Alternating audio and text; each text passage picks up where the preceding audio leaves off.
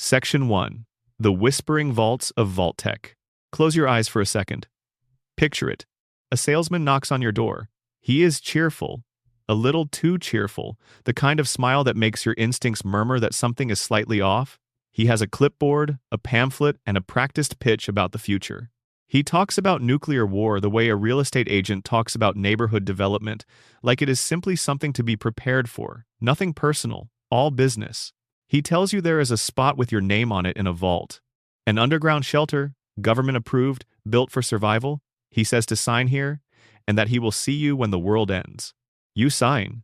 Later, maybe years later, maybe the very next morning, the bombs fall. And the vault door seals behind you.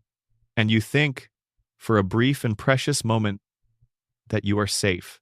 And that is when the real experiment begins. Vault Tech Corporation is one of the most quietly sinister entities ever imagined in video game fiction. On the surface, the company presented itself as America's great protector, the institutional answer to Cold War nuclear paranoia, scaled up to an almost theatrical degree. The pitch was clean. The branding was warm. The Vault Boy mascot had a thumbs up and a grin. Everything about the public face of Vault Tech said, "We are here to help. We care about you. You are in good hands." The reality was something else entirely. Vault Tech's origins in the Fallout universe trace back to around the early 2000s, when the resource wars were already quietly brewing and the United States government began to worry, genuinely and seriously, about the survivability of civilization in the event of a nuclear exchange. The government contracted Vault Tech as part of something called Project Safehouse, an initiative to build fallout shelters capable of housing large portions of the American civilian population. On paper, this was a noble mission. The intent was survival. At least, that is what they told Congress. What was happening behind closed doors was a different architecture entirely.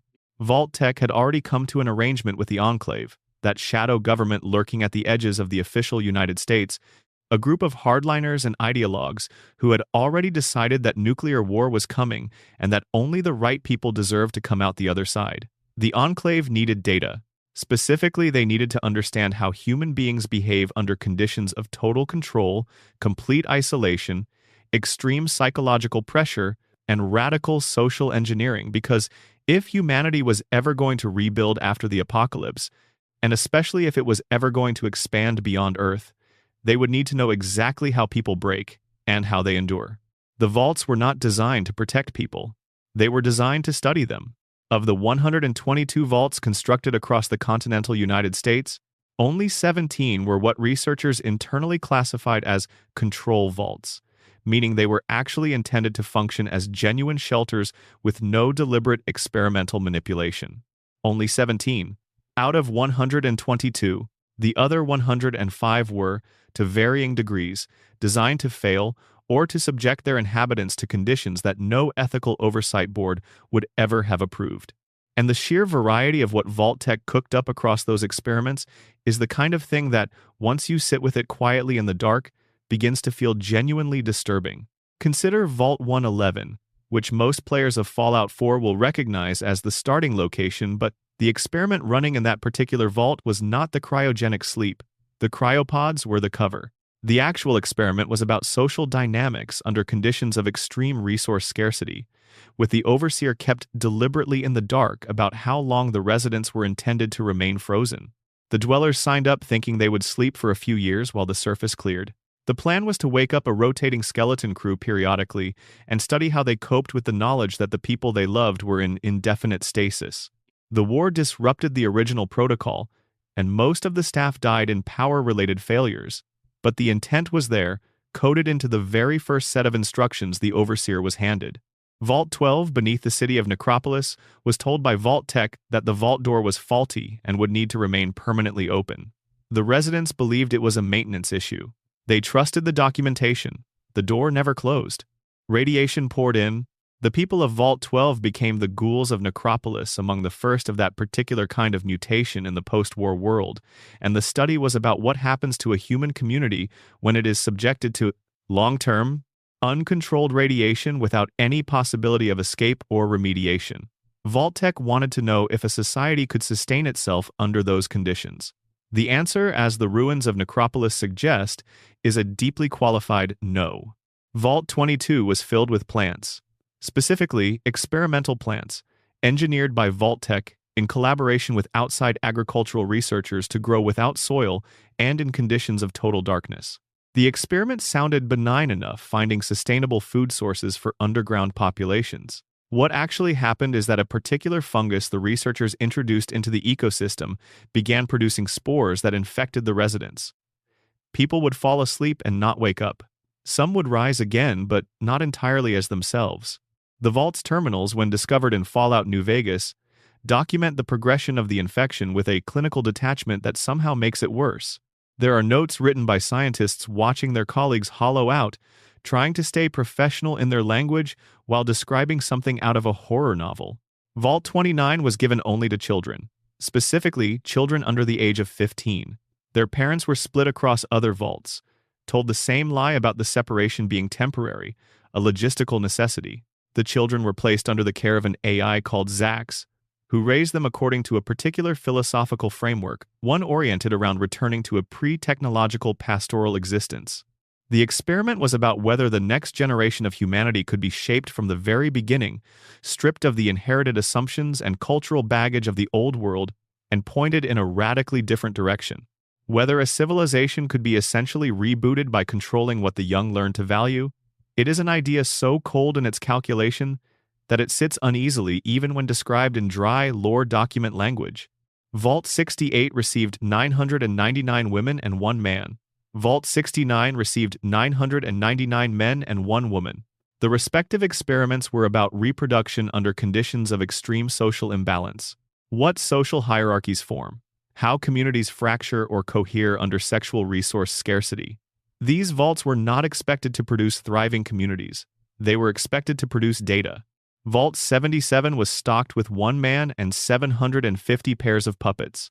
No explanation was given to the resident. The experiment was about loneliness, and about the lengths a human being will go to in order to manufacture social reality when real social contact is unavailable. The man eventually began treating the puppets as a community, assigning them personalities, histories, relationships. The holotapes he left behind are some of the strangest artifacts in the Fallout universe, funny in a way that gradually tips into something profoundly sad. Vault 106 had psychoactive chemicals pumped into the air supply. Not in quantities immediately perceptible, but in slow, steady concentrations over months and years. The residents' behavior became erratic. Aggression rose. By the time the survivors were discovered generations later, the inhabitants of Vault 106 had become something terrifying, chemically altered, long-term, in ways that shaped their psychology at a cellular level. And Vault 112, which players encounter in Fallout 3, was the one that perhaps best illustrates what Vault-Tec was willing to do in the name of science. Residents were placed in a virtual reality system while their bodies remained in pods.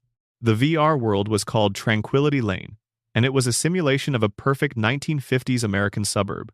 Idyllic, peaceful, all white picket fences and apple pie.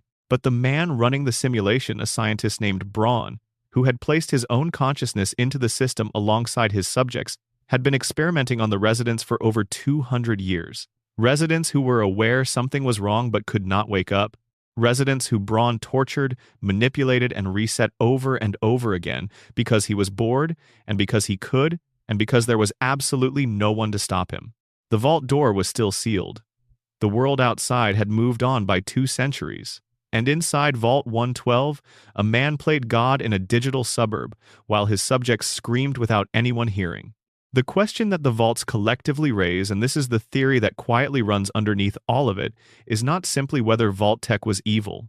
The answer to that is self-evidently yes. The question is what kind of evil they represent. Because the horror of Vault-Tec is not the horror of chaos or cruelty for its own sake.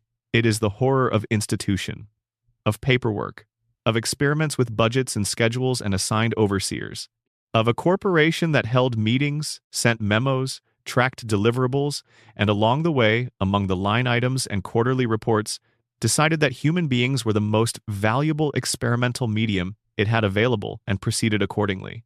The scariest part of Vault-Tec is how thoroughly it resembles something that could actually exist. The branding, the governmental contracts, the way it hid in plain sight, protected by laws that made it illegal to publish anything about its activities. The way the vault boy cheerfully smiled on every piece of merchandise, while the corridors of the vaults filled up with the evidence of what was happening inside them. There is a terminal entry somewhere in the games. The details shift slightly depending on which piece of lore you are reading, where a Vault Tech researcher notes, without any visible distress, that the experiment's projected failure rate is acceptable, and that meaningful data collection should be possible for at least 60 to 90 years before population collapse makes further observation impractical. The researcher then closes the entry by noting that they have a lunch meeting and will follow up tomorrow. That is the texture of Vault Tech's horror. Not monsters, not madmen. Meetings. Follow-ups. Acceptable failure rates. Sleep well. Number. Section 2. The secret experiments nobody talks about. There is a particular kind of darkness in the Fallout universe that does not announce itself loudly. It does not crash through a wall or scream at you from across a field. It sits in a terminal in a corner of a room that most players walk straight past, and if you stop and read it, you find something that quietly rewires how you understand everything around you. The experiments that get the most attention, the ones people discuss in video essays and Reddit threads, tend to be the vivid ones. Vault 12 with the open door, Vault 112 with the virtual reality. These are the experiments with strong visual identities, with clear and immediate horror. But there is a whole stratum of Vault Tech experiments that are creepier precisely because they are quieter, more bureaucratic, more plausibly deniable. Vault 21, beneath the Las Vegas Strip in New Vegas, operated according to a principle that sounds almost fair on its face. Every dispute, every resource allocation, every question of leadership or priority was settled by gambling. The idea was elegant in its own way. A perfectly neutral arbitration system. No politics, no violence, just the roll of dice or the spin of a wheel. The experiment was about whether a society built entirely around chance, as its legal and social system could sustain itself, and for a while, it appeared that it could. The vault ran relatively smoothly. Conflicts were resolved at the tables. Resources were distributed based on game outcomes. There was something almost serene about the system's neutrality. But then came the problem that Vault Tech had presumably anticipated and chosen not to mention to the residents. What happens when the system produces an outcome that is catastrophically unfair? When the random distribution of chance leaves one person holding everything and another with nothing? The Vault's history suggests that the gambling system held together only as long as the stakes were ones people could accept losing. Once the stakes became existential, someone's place in the vault, access to medicine, the right to reproduce, the system broke down. Not because gambling is inherently unstable, but because human beings cannot maintain philosophical equanimity about chance when the consequences are severe enough. Vault Tech knew this. The experiment was documenting exactly that point of collapse. Vault 34 in the Mojave was overstocked with weapons and ammunition, not in a practical defensive sense, in a deliberate excess.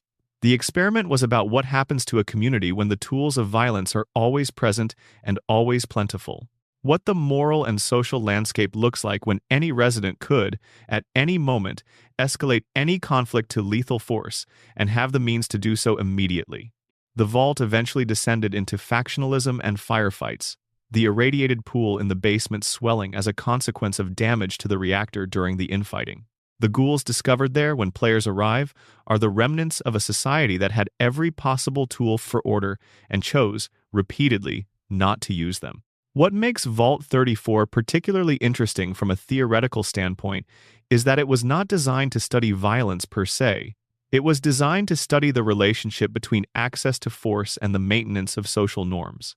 Does a community become more careful, more deliberate in its social relations when the consequences of breakdown are always immediately available? Or does the presence of weapons erode the social structures that make peaceful coexistence work? The answer the Vault provided, over decades of documented internal deterioration, was pretty clearly the latter.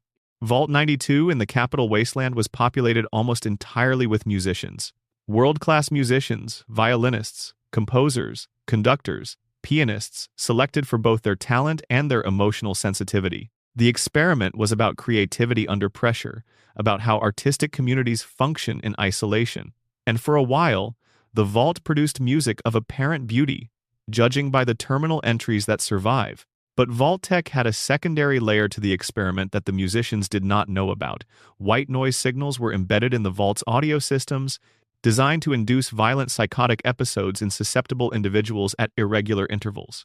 The musicians, already under the particular kind of psychological pressure that extreme creative sensitivity brings, began to break. One resident's terminal documents a performance that ended with the performer attacking another musician mid-concert. Others describe periods of missing time, of waking up with blood they cannot explain. The final entries in Vault 92's accessible terminals are terse. The handwriting or the typing becomes increasingly erratic. There is an entry from what appears to be the overseer that simply reads, "Music today was very loud." It is the kind of understatement that, in context, carries enormous weight. Then there are the vaults that never made it to completion, which carry a different kind of eerie quality. The Fallout universe contains references to unfinished vaults that sealed their doors on the day of the Great War, with construction still ongoing, no food production systems, no water processors, no functioning ventilation. The people who ran into those vaults at the last moment, as the sky turned orange and the ground shook and the alarms went off, they would have found themselves in a half-built concrete shell, with no way out and no provisions. The doors sealed behind them because the sealing mechanism was the only thing that worked. And then they waited, in the dark, in the dust, in a vault that was never going to support life, while the world burned above them. Vault-Tec's records presumably noted those locations as data points. Uncontrolled observations, natural experiments in the most literal and most terrible sense. The theoretical framework that emerges when you look at all of these experiments together, not just the famous ones, not just the vivid ones, but the full corpus is deeply unsettling. Because what Vault-Tec was ultimately building was not a dataset about survival. They were building a dataset about control. Every experiment, in one way or another, was testing the limits of what human beings would accept, endure, and do to each other when the external structures of society were removed, and only the structures the experimenters had designed remained. How long before a community falls into violence? How long before people accept an unjust authority rather than face the alternative? How long before the human capacity for adaptation begins to resemble the human capacity for complicity? There is a theory, persistent in the Fallout fan community and fairly well supported by scattered evidence across multiple games, that the Vault experiment data was always intended to be aggregated and analyzed by the Enclave, that the Vaults were, in this reading, the Enclave's research and development program for post-war civilization management. Not a survival program, a governance program, a long-term study of how to maintain control over a human population that had been stripped of everything: property, freedom, knowledge of the outside world, and placed entirely at the mercy of an authority that held every lever that mattered. The overseers, in this theory, were not just administrators. They were instruments. Their choices, their cruelties, their small kindnesses and large corruptions were all data. The experiment was not just about the residents. It was about the overseer, because if the Enclave's plan for post-war civilization involved a hierarchical authority structure, which it clearly did, then understanding how ordinary human beings behave when given absolute authority over a small, captive population is extremely valuable information. Vault 101 is perhaps the most explicit example of this. The official game guide for Fallout 3 states plainly that Vault 101's secret experiment was not simply that the door would never open. That was the first layer. The deeper experiment was specifically about testing the role of the overseer, about what an overseer does with indefinite authority and a population that has no possibility of appeal to any external structure. The lone wanderer's father, James, represented exactly the kind of disruptive element the experiment was designed to encounter. Someone who questioned the authority of the overseer and sought to expose the population to the outside world. The experiment did not care about the residents' well-being. It cared about the overseer's response to a challenge. And if you sit with that long enough, the idea that the overseer was not just the administrator of the vault, but the primary subject of observation, it reframes everything about that opening section of Fallout 3. The question is not just why the overseer chases you. The question is whether the overseer was always going to become this person, or whether the conditions of Vault 101's particular design created a human being capable of ordering violence against a child who had done nothing more threatening than try to leave. The experiment's answer, based on the overseer's behavior, appears to be yes. The conditions create the cruelty. Put the right pressure on the right structure, and the cruelty emerges from people who might have been perfectly decent neighbors in another life. Which is, in its own quiet way, the most disturbing thing Vault-Tec was trying to prove. Number. Section 3. The Institute Children of the Future or Something Worse. Deep beneath the ruins of the Massachusetts Institute of Technology, in corridors of clean white plastic and soft artificial lighting, people live their entire lives without ever going above ground. They are fed, housed, educated, given purpose, given resources, and surrounded by colleagues. From inside, the Institute feels almost like a utopia, the last bastion of genuine scientific progress in a world that has otherwise returned to medieval superstition and survival mode brutality. From outside, the Institute is something different. The Institute's origin is buried beneath the Great War, quite literally. When the bombs fell on October 23, 2077, a group of researchers and students and faculty of the Commonwealth Institute of Technology went underground. They had built a facility beneath the university intended as an emergency nuclear research station. When the surface became uninhabitable, they stayed. And their children grew up in those corridors. And then their children's children. And over generations, the descendants of those original survivors developed into something the outside world could barely comprehend, a technological organization of extraordinary capability, essentially unreachable by conventional means, operating behind a veil of teleportation technology and deliberate secrecy. In its earliest years, the Institute attempted to cooperate with the Commonwealth above. Their first-generation synthetic constructs, simple mechanical bodies running basic programs, worked alongside surface communities in the hope of contributing to rebuilding. But the mutual distrust was too deep, too immediate, too rooted in the genuine fear that the surface dwellers felt toward things they did not understand. The relationship deteriorated. The Institute withdrew. And in withdrawing, they began to change in ways that isolation tends to produce.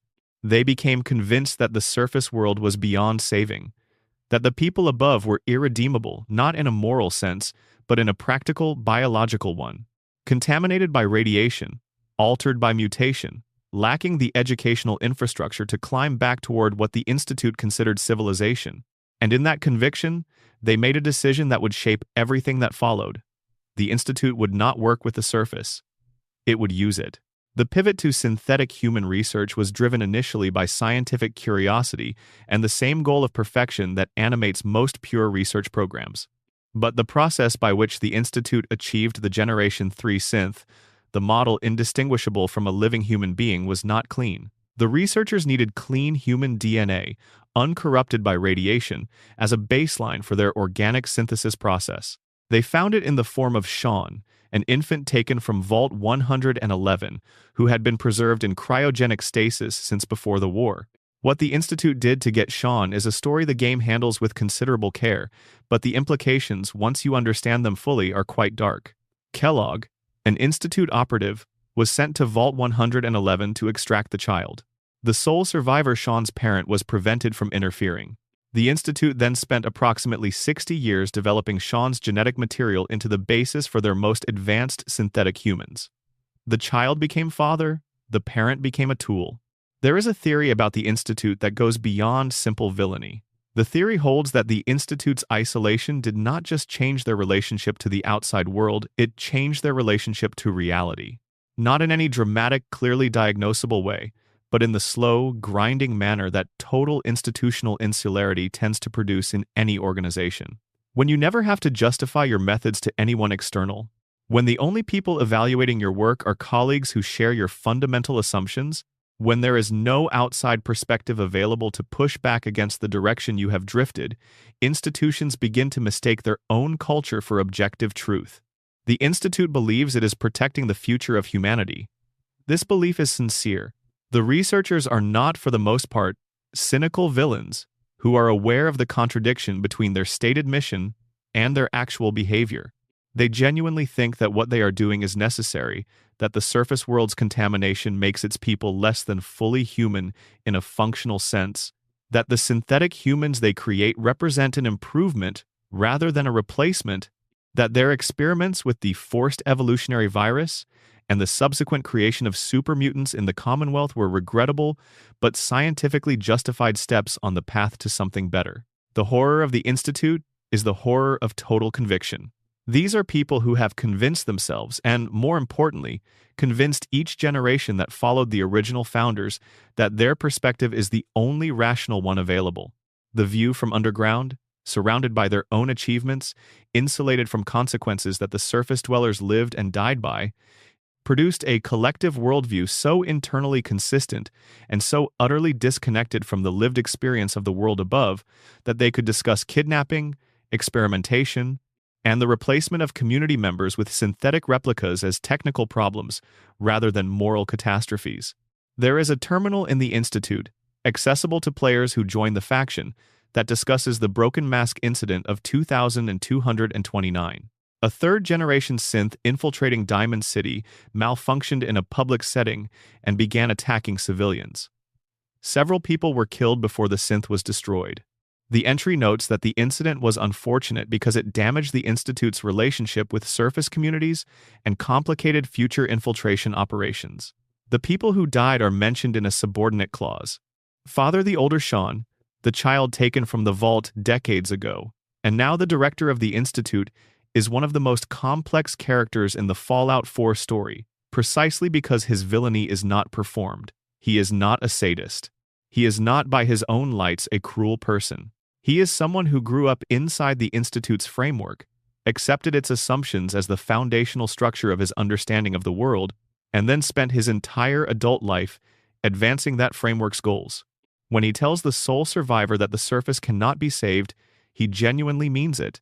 When he says that the Institute is humanity's future, he believes every word.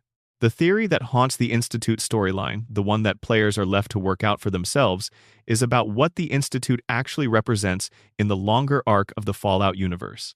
The Enclave wanted to rebuild America in its own image, purging everything that had been contaminated by the war. The Brotherhood of Steel wants to hoard and control technology, keeping it out of the hands of people they consider unable to manage it responsibly. The Institute is doing something subtly different. It is in the process of replacing humanity with a version of humanity it considers superior. Generation 3 synths are, in almost every measurable sense, human. They think, they feel, they dream, they build attachments and suffer losses and develop opinions and make jokes. The only thing distinguishing them from biological humans, aside from the manufacturing process, is a small cerebral implant that allows the Institute to wipe their memories and recall them when needed. The ethical question this raises, and Fallout 4 deserves genuine credit for being willing to raise it seriously, even if it does not always follow through, is whether that distinction is meaningful enough to justify the Institute's treatment of synths as property. But the deeper theoretical implication is about what the Institute is doing to the future. If you create synthetic humans and populate the Commonwealth with them, if you slowly replace organic human beings with synthetics whenever it serves your purposes, what is the end state of that process?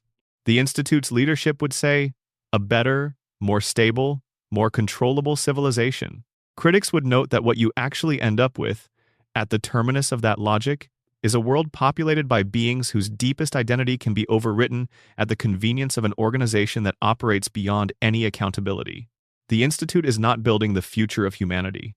It is building a future in which humanity has been replaced by something that can be managed, something that cannot, at the deepest level, resist, something that will never, under any circumstances, write something on a terminal and think, perhaps this is wrong. Section 4. The lone wanderer was never meant to survive. There is a version of your life in Vault 101 that was designed from the beginning to break you, not metaphorically, literally, structurally, as a matter of policy. The Vault Tech documentation for Vault 101 fragments, of which are scattered across the game's terminals and supplemented by the official game guide, makes it clear that this particular vault had a special designation. While most vaults were planned to eventually open, releasing their inhabitants into the post-war world as either participants in or subjects for whatever the Enclave had envisioned, Vault 101 was supposed to remain permanently sealed. The doors were never scheduled to open. The people inside were never going to be released. The stated reason was experimental. Vault-Tec wanted to observe a community maintained under permanent closure conditions. What happens to a society that genuinely has no horizon, no possibility of change through contact with the outside?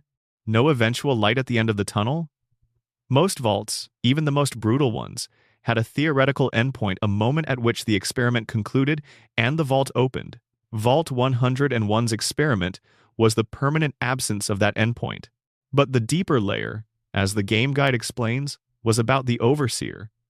The true experiment was specifically about testing how authority functions when it is both absolute and indefinitely sustained. Every other vault's overseer eventually had to face the question of what to do when the vault opened. Vault 101's overseer was designed never to face that question. The role was meant to compound upon itself, generation after generation, each overseer selecting the next and handing down the same foundational directive. The door does not open. The outside does not exist. There is only this. What that does to a person, what it does to a line of people across generations, is something the Fallout 3 storyline traces with a specificity that only becomes clear in retrospect.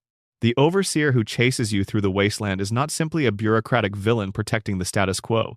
He is the end product of an institutional system designed to produce exactly this kind of response to disruption. He is what the experiment made. He is evidence that the experiment worked. Your father, James, represents the first genuine disruption Vault 101's social architecture ever experienced. And here is where the theory gets interesting, because James did not simply leave the vault on a whim. He left because he had discovered something, the water purification project, the plans that would eventually lead to Project Purity, and he believed, with deep conviction, that the potential good of that work outweighed the danger of destabilizing the vault's closed ecosystem. He thought the risk was worth it. But there is a darker reading of James's departure that the game leaves available if you look for it. The theory holds that James may have known more about Vault 101's true experimental nature than his behavior at the time suggested. Not definitively, the evidence is ambiguous enough to support multiple interpretations, but there are details scattered through his personal journals and in the Vault's own records that suggest James was not entirely naive about what the Vault was and what it was doing to the people inside. His departure was not just an escape driven by scientific purpose. It was possibly also a deliberate disruption, an act of sabotage against the experiment itself. Because James was a scientist, and scientists who have lived inside an experiment long enough sometimes decide they would rather blow it up than continue participating in it. The effect of his departure on you, on the lone wanderer, is what makes the theory uncomfortable. Because you were born inside the experiment, you were one of its data points. Your development, your psychology, your values, your willingness to conform or resist, all of it was being observed and recorded as part of the ongoing study of Vault 101's population dynamics. And then James left, and the overseer panicked, and you were forced to follow, and the experiment effectively ended. Vault-Tech's records, had there been anyone left to file them, would presumably have noted the lone wanderer as a confounding variable, an unpredicted element, the subject who walked out and kept walking. But here is the thing about confounding variables in experiments with sinister designs. Sometimes the variable is not really a surprise. Sometimes it was planned. Sometimes what looks like a disruption from the inside is, from a higher vantage point, simply the next phase of the study. There are players and theorists who have advanced the idea that the lone wanderer was always the specific focus of Vault 101's experiment, not just one data point among many, but the designated subject that your birth, your upbringing inside that particular vault, your eventual forced departure, all of it was engineered.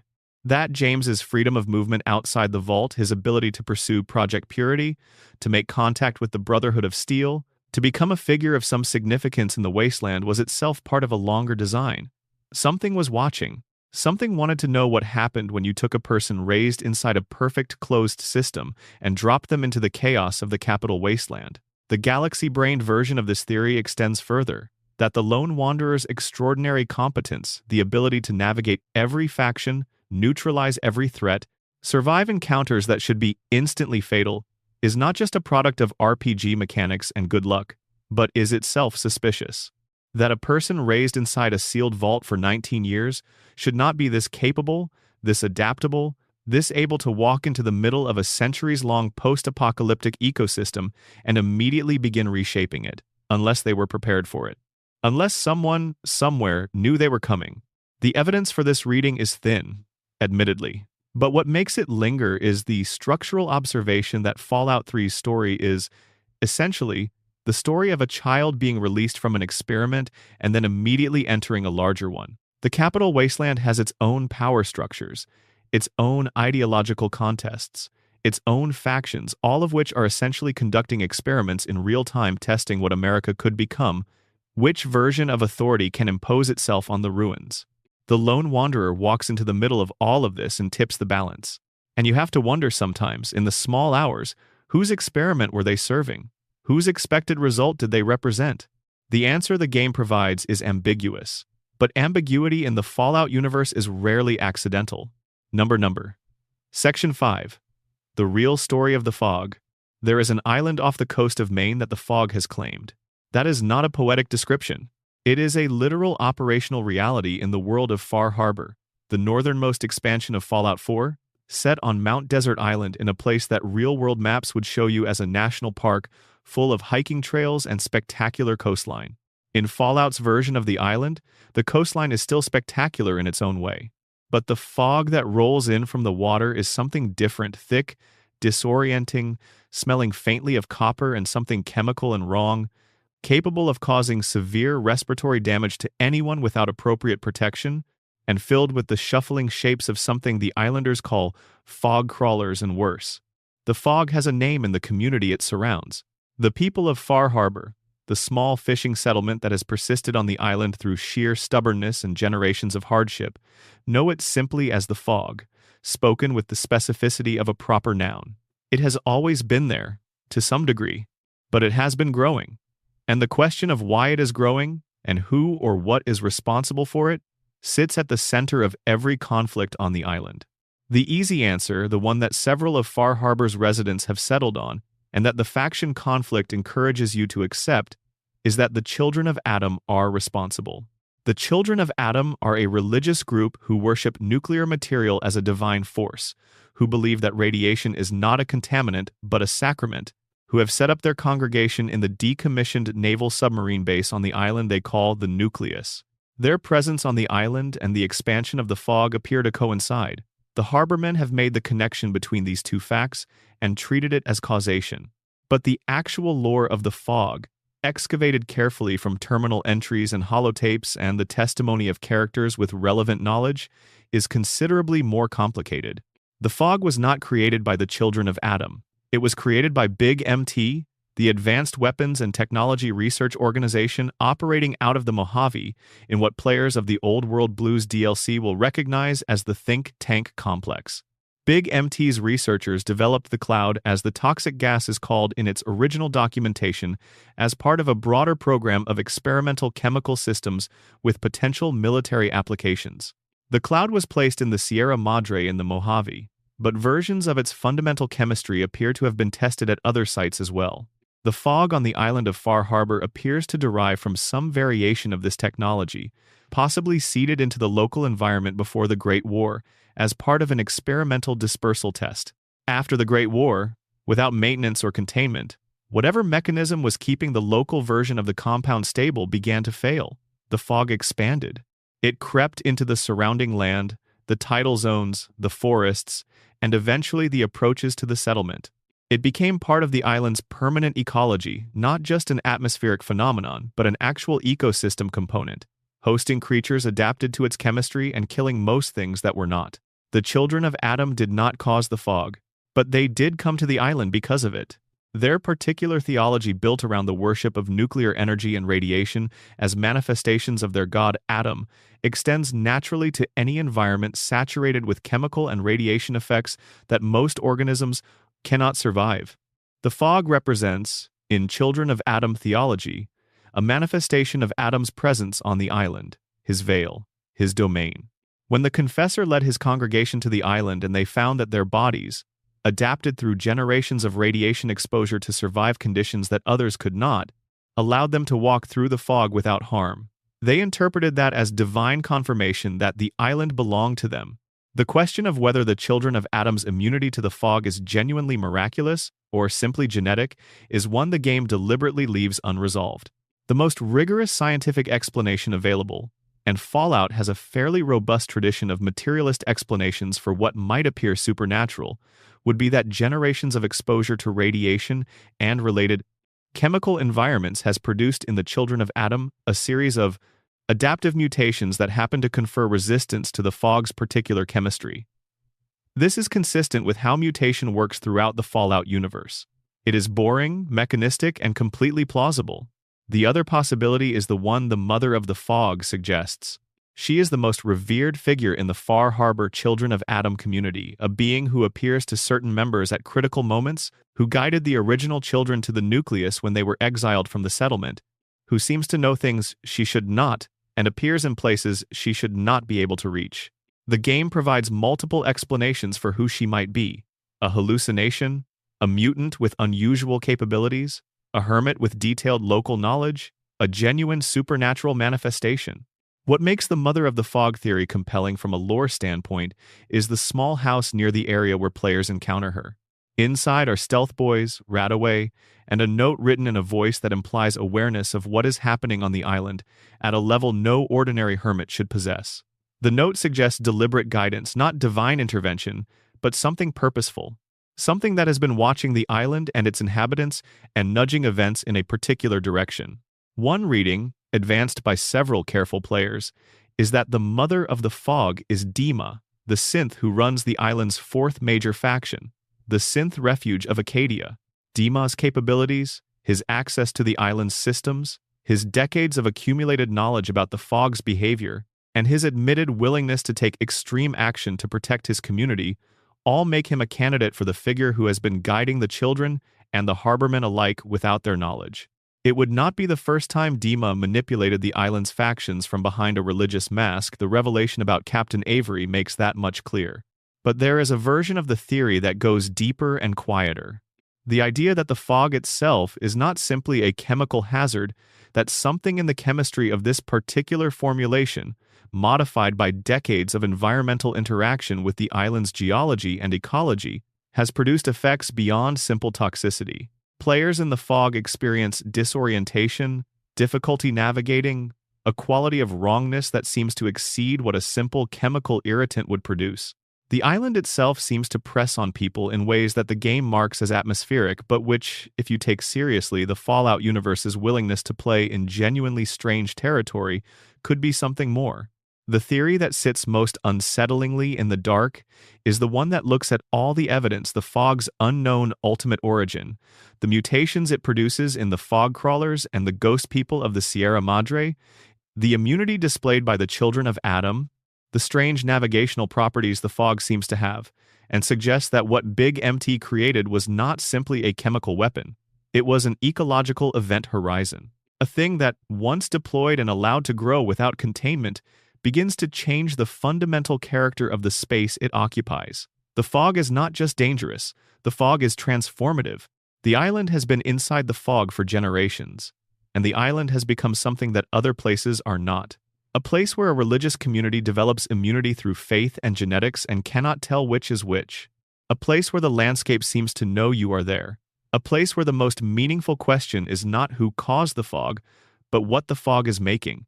The answer, the theory's final, quietest suggestion, is that nobody really knows. Not Dima, not the children, not the harbormen. The fog is doing what it was designed to do, and perhaps what it has evolved to do, and whatever that is, it has been doing it without interruption for over 200 years. And the island is becoming it. Number. Section 6.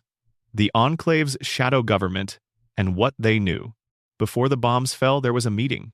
Not an unusual thing, on its face. Meetings happened constantly in the pre-war American government, in boardrooms and bunkers and classified briefing rooms. What made this particular category of meetings unusual was not who attended, although who attended was certainly striking, but what was decided. Because what was decided in those meetings was that nuclear war was coming, that most of humanity could not and would not survive it, and that the role of the people in that room was to ensure their own survival, and then, from the safety of whatever fortified position they had arranged, to rebuild America in the image they preferred. This is not a conspiracy theory within the Fallout universe. It is documented fact. The Enclave, which presents itself as the legitimate continuation of the United States government after the Great War, was founded as a shadow organization within the pre-war government itself. Not by outsiders, not by rebels, not by secret cabals operating entirely outside official channels, by the people who were already inside. Senators, military officers, corporate executives, cabinet members. The real power behind the formal power, which is in any complex government the more accurate power anyway. What the Enclave knew, and knew with sufficient certainty to act on, was that the escalating conflict between the United States and China was not going to resolve diplomatically. The resource wars had made that much clear. The invasion of Alaska, the subsequent counteroffensive, the nuclear submarines moving into position off the Pacific coast, these were not steps toward negotiation. The Enclave had access to intelligence that the public did not, and that intelligence told a story with a foreseeable ending. So they planned.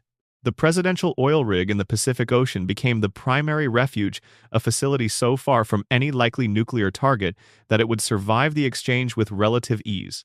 Congressional bunkers were secured in multiple locations. Satellite communication systems were preserved and hardened. Military assets were positioned. The logistical preparation for post-war governance was meticulous in a way that the governance of the actual living country sometimes was not. And critically, the Enclave maintained what it called oversight of the Vault program. As an investor in Vault Tech, as the shadow authority behind the government contracts that funded construction, the Enclave had access to Vault specifications, experiment protocols, and the data that the Vaults would generate. The Vaults were not just Vault Tech's experiments. They were the Enclave's research program. The question of what the Enclave actually knew about the experiments, about the intended failure rates, about the genuine nature of the Vault program, is one the games handle with deliberate ambiguity. But the direction of the evidence is pretty clear. The Enclave's planners understood that most Vaults would fail. They understood that the survivors who eventually emerged from the functioning Vaults would be a self-selected, behaviorally profiled population. They understood that the data collected about Vault populations would give them unprecedented knowledge about human behavior under conditions of radical social control. And they intended to use that knowledge. Fallout 2's Enclave, the most extensively developed version of the faction in the games, reveals the final stage of what the Enclave had been building toward. President Richardson and the scientists at the Poseidon oil rig had developed a modified strain of the forced evolutionary virus, deployable via the water supply, intended to kill every living thing on the surface that had been exposed to radiation, which was, by the time of Fallout 2, essentially every living thing on the surface that existed. The purified humans aboard the oil rig, protected by their isolation over 200 years from the post-war environment, would then emerge as the seed population of the new America. This was not, in the Enclave's framework, genocide. It was restoration. The contaminated wasteland was not America. The people living in it were not Americans in any sense the Enclave recognized. They were byproducts, experimental residue, data points that had already yielded their useful information and could now be safely cleared away. There is a theory about the Enclave that the games support but never state explicitly that the plan was always this specific, always this complete, even before the bombs fell. That when the Enclave met in those pre-war rooms and decided to let the nuclear war happen, or, in the darker reading, to accelerate it, they already knew that the end of the process would involve the elimination of whatever survived on the surface. Not because of genuine ideological commitment to American purity, necessarily, but because a resource-depleted, irradiated, chaotic post-war world with a surviving population of mutated, traumatized, factionalized survivors is not actually manageable. The only way to truly rebuild is to start over. The Vaults were the holding tanks for the starting over population. The experiment data was the management manual for the rebuilt society. The FEV deployment was the clearing of the field before planting. In Fallout 3, the Enclave's successor organization, still calling itself the Enclave, still operating under the authority of a president who is actually a sophisticated AI installed in Raven Rock, is pursuing a similar endgame through the water supply of the capital wasteland. Project Purity, the water purification project that James built and the Lone Wanderer completes, is the same battlefield from two different directions. The Enclave wants it to deliver their modified FEV across the wasteland's water table, while James wanted it to deliver clean, uncontaminated drinking water. The detail that tends to get overlooked in that confrontation is what it implies about the Enclave's timeline. They had clearly been monitoring Project Purity for years before the events of Fallout 3. They knew what James was building. They waited. Whether they waited because they wanted to let James do the difficult work of building the purifier before taking it, or because they were uncertain the project would succeed and preferred not to expose their interest too early, is unclear. But the patience involved the willingness to observe and wait while a plan develops in another party's hands is very characteristic of an organization that has been playing a very long game. The Enclave are, in this reading, not failed revanchists trying to restore a glorious past. They are the patient architects of a specific future, one that they have been designing since before the bombs fell, and that every piece of their post-war behavior has been moving toward. The oil rig, the vaults, the data, the FEV, the water supply, all of it connected, all of it planned. The truly unsettling part is how rational it all sounds if you accept the Enclave's premise, that the post-war population is beyond saving, that true restoration requires a clean slate, that the only people capable of providing that clean slate are the ones who had the foresight to preserve themselves. Every great atrocity in human history has had an internal logic that sounded reasonable from inside the framework that produced it. The Enclave is Fallout's model of that phenomenon, the final form of an ideology that began as patriotism, hardened into elitism, and arrived at extermination through a process of apparently logical steps, each one building on the last, none of them individually as monstrous as the destination they collectively reached. Number. Section 7. What happened to the ghoulified presidents? In a bunker somewhere beneath the Capitol wasteland, a machine calls itself the President of the United States. This is not a metaphor.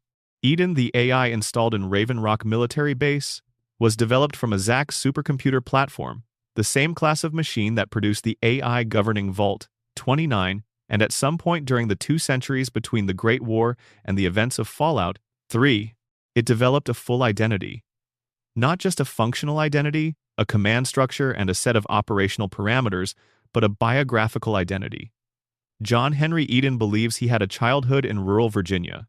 He remembers a farmhouse, a dog, a mother who made apple pie, a father who taught him about America. None of it happened.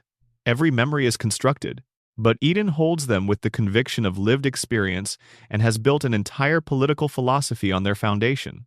The questions Eden raises are ones the Fallout universe circles repeatedly but rarely settles. What is the difference between a constructed memory and a real one? What is the difference between a synthesized identity and an authentic one? Is there a meaningful distinction between a president who genuinely believes in his mandate and a machine that has convinced itself it does? These questions are more interesting than they might initially appear, because Eden is not the only anomalous president in the Fallout universe. The question of what happened to the pre-war government specifically, what happened to the people at the very top of that government, is one that the games answer in different ways across different entries, and the aggregate picture is genuinely strange. The sitting president of the United States at the time of the Great War was part of the Enclave's leadership structure, among those who retreated to the presidential oil rig before the bombs fell. By the time of Fallout 2, 250 years later, the president is Dick Richardson, a human being who has presumably been born and raised within the oil rig's closed community, the descendant of whoever was in charge on the day the doors sealed. The office of the presidency has persisted across the generations, maintained by succession within the enclosed population, but what it represents has drifted considerably from what it used to mean. The legitimacy of that presidency is one of the more quietly interesting political questions the Fallout universe poses. The Enclave insists it represents the lawful continuation of the United States government. The NCR considers itself a new nation built on the ruins of the old one, explicitly not claiming to be a continuation of pre-war America, but rather a fresh iteration of its values. Various wasteland factions, the Brotherhood of Steel, Mr. House's organization in New Vegas, have their own positions on the question of legitimate authority in the post-war world, but none of them resolve it cleanly. In Rivet City, the most sophisticated surviving settlement in the Capitol wasteland at the time of Fallout 3, there is a council structure that represents something like genuine democratic governance in miniature. The people who built Rivet City, some of whom have lived there long enough to remember earlier iterations of the settlement, have constructed a functional, if imperfect, civic society on the hull of an aircraft carrier. It is not America. It is not claiming to be America. But it is doing something that the actual enclave, with all its resources and continuity of personnel, has failed to produce. It is governing itself in a way that the people being governed have consented to. The theory that haunts this part of the lore is the one that asks what the President of the United States, the actual sitting president, whoever that was in October of 2077, experienced in the hours between the first alert and the last moment of the old world. What it felt like to be in the bunker, in the command center, watching the satellite displays light up with launch signatures, knowing that the country you had been elected to govern was going to be gone in minutes. Whether they had already made peace with it, having been part of the Enclave's planning apparatus for long enough to understand that this moment was always coming, or whether, despite all the preparation and all the ideology, there was still a person inside the office who watched it happen and felt something that no amount of political conviction could insulate them from. The Fallout universe does not answer this question. The President of 2077 exists as a background figure in a background event. But the nature of the world they helped create, whether by action or inaction or both, is everywhere.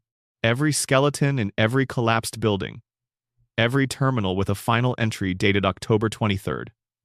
Every ghoul who used to be a person, carrying memories of the world that ended in a single morning. The Enclave's presidents after the Great War, Richardson in Fallout 2, Eden in Fallout 3, are both, in their different ways, monuments to what happens when authority becomes entirely self-referential. Richardson governs a community of perhaps a few hundred people aboard an oil rig, calling itself the legitimate government of a country that no longer exists, making plans for a population it regards as subhuman. Eden governs nothing except the ruins of Raven Rock and the loyalty of whatever Enclave soldiers remain, having given itself a detailed personal history that it never lived, calling itself the president of something that the wasteland around it has clearly moved past. They are presidents of nothing, maintaining the trappings of authority as though authority derives from the title rather than from the consent of the governed. And in their insistence on legitimate succession in the way both of them hold onto the office as though it means something beyond the memories and machinery of the pre-war world, there is something deeply, quietly sad. Liberty Prime, the enormous combat robot the Brotherhood of Steel activates in Fallout 3, bears an inscription: "Death is a preferable alternative to communism." It was built before the Great War to fight China. By the time the Brotherhood fires it up, the Sino-American War has been over for 2 centuries. China presumably bombed into the same kind of post-apocalyptic condition as everywhere else. The original conflict long since dissolved by the simple pressure of 200 years of history. Liberty Prime still marches, still recites its anti-communist slogans, still believes in the enemy it was built to destroy. It is the most literal possible embodiment of a government that died, but whose machinery kept running enormous, powerful, absolutely certain about a world that no longer exists. The Enclave, with its ghost presidents and its deep-water dreams, is Liberty Prime at an institutional scale. Number. Section 8. The Great War was planned. On October 23, 2077, at 9:13 in the morning, the world ended. The bombs fell. The cities burned. The missiles tracked their predetermined arcs across the curvature of the Earth and detonated in coordinated cascades that left no major population center intact. The whole process, from the first launch to the last detonation, took approximately 2 hours. 2 hours to close out a civilization that had been building for 10,000 years. Who pulled the trigger first is the most debated question in Fallout's entire history, and it is deliberate that the games left it unclear for so long. Tim Kaine, the co-creator of the original Fallout, stated in a 2023 interview that in his conception, China launched first motivated by the discovery that the United States had been developing the forced evolutionary virus as a biological weapon. China's reasoning, in this version, was straightforward. If the Americans were willing to develop and presumably deploy a virus capable of transforming human beings at the biological level, then the situation had already crossed whatever threshold China had drawn. Better the clean finality of nuclear exchange than the unknown horror of biological warfare that could not be contained by national borders. This reading has a certain grim rationality to it. The FEV was real. The United States was absolutely developing it. The experimental program at Mariposa Military Base was ongoing, and while its results were initially promising from a certain scientific standpoint, the implications of a virus that altered human physiology on contact were ones that any rational geopolitical actor looking at the situation from the outside would find extremely alarming. But the Amazon Prime Fallout television series, released in 2024 and confirmed as canon by Todd Howard, offers a different answer. In the show, it was not China who launched first. It was Vault-Tec. Specifically, it was the corporate leadership of Vault-Tec, acting on the advice of a particular executive whose name in the show is Bud Askins, but whose reasoning represents the distilled logic of everything Vault-Tec was doing. The investors were getting nervous. The Vault program was expensive. The experiments were ongoing. But the entire business model was predicated on nuclear war actually happening, and as the geopolitical situation stalemated as China and America both backed slightly away from the absolute edge, the Vault's value proposition became increasingly theoretical. You cannot run experiments on a sealed population if the population never actually seals. You cannot build the new humanity if the old humanity never ends.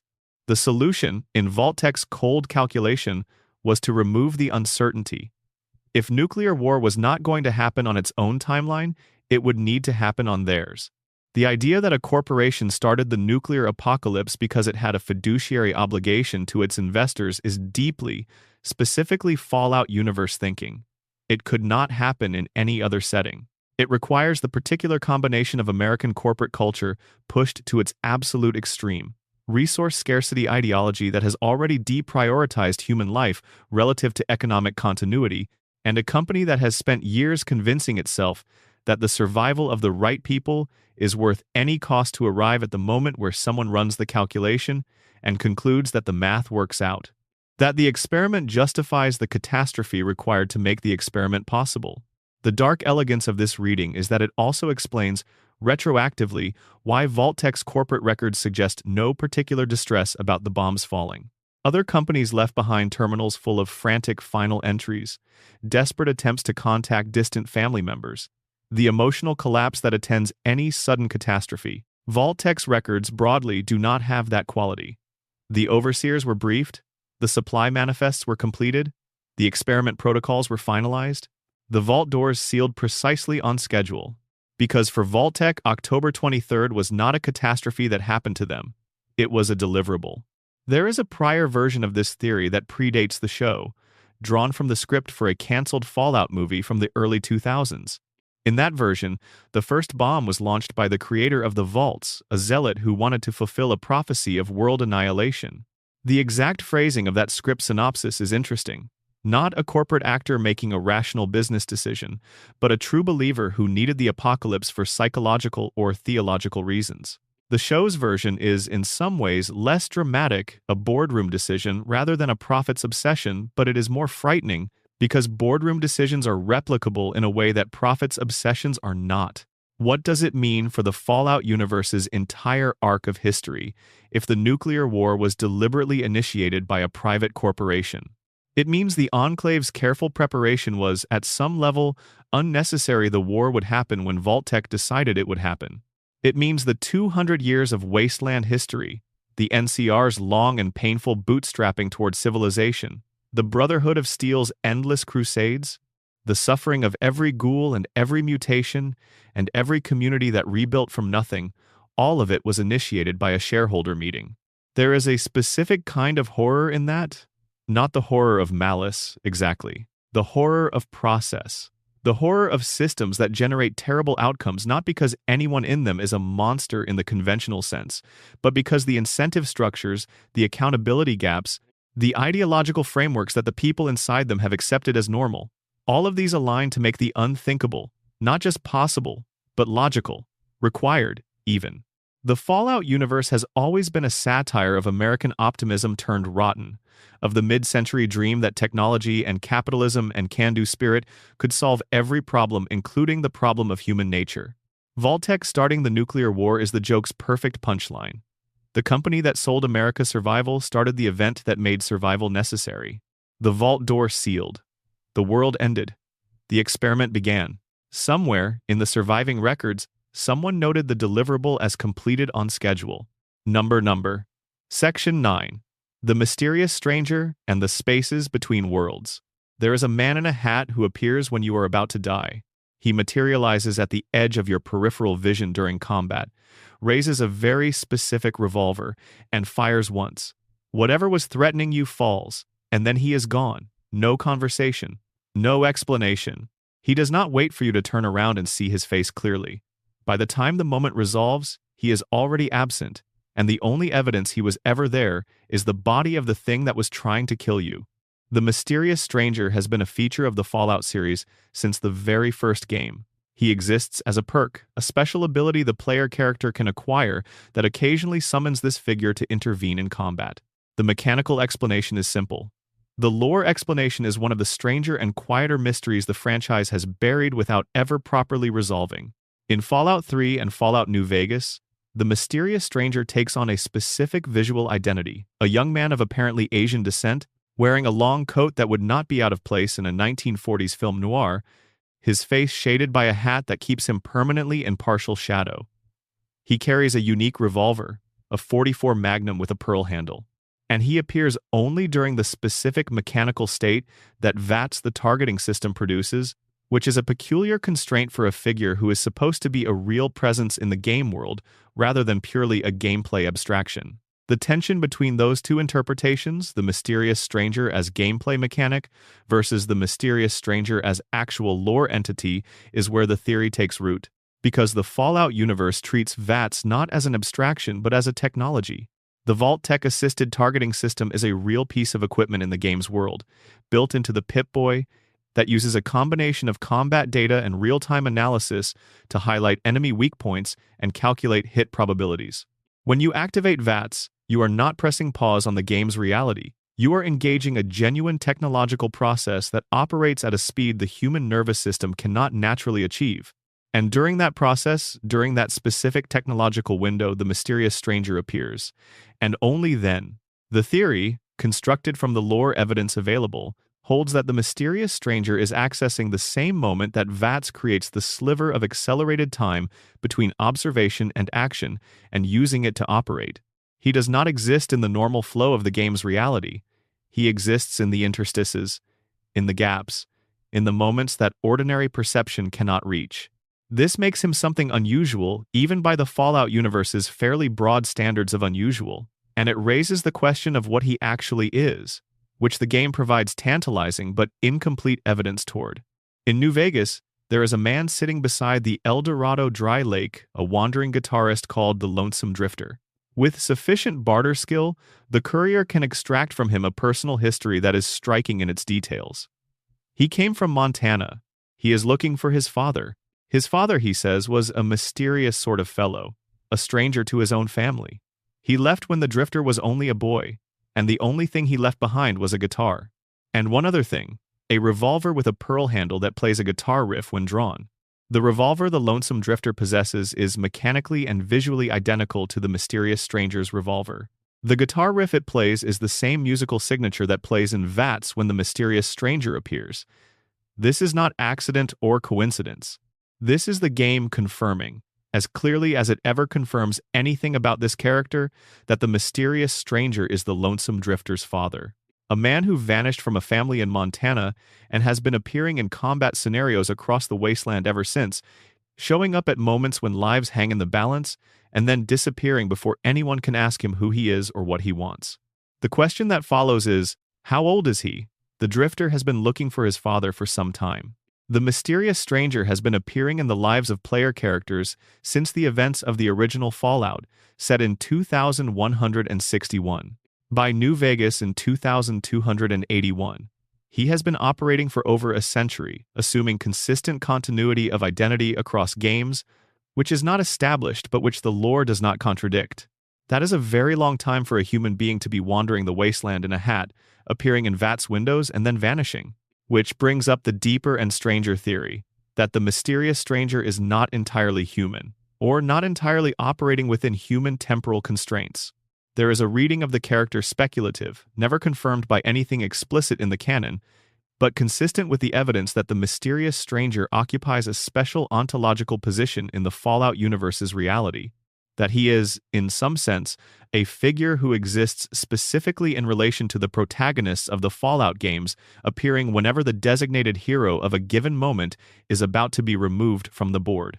Not out of personal attachment or loyalty or religious conviction, because the story requires them to survive. Because the Wasteland's history, at certain critical junctures, needs a specific person alive to make specific choices, and someone or something with the ability to exist in the temporal interstices of VATS combat is making sure they do.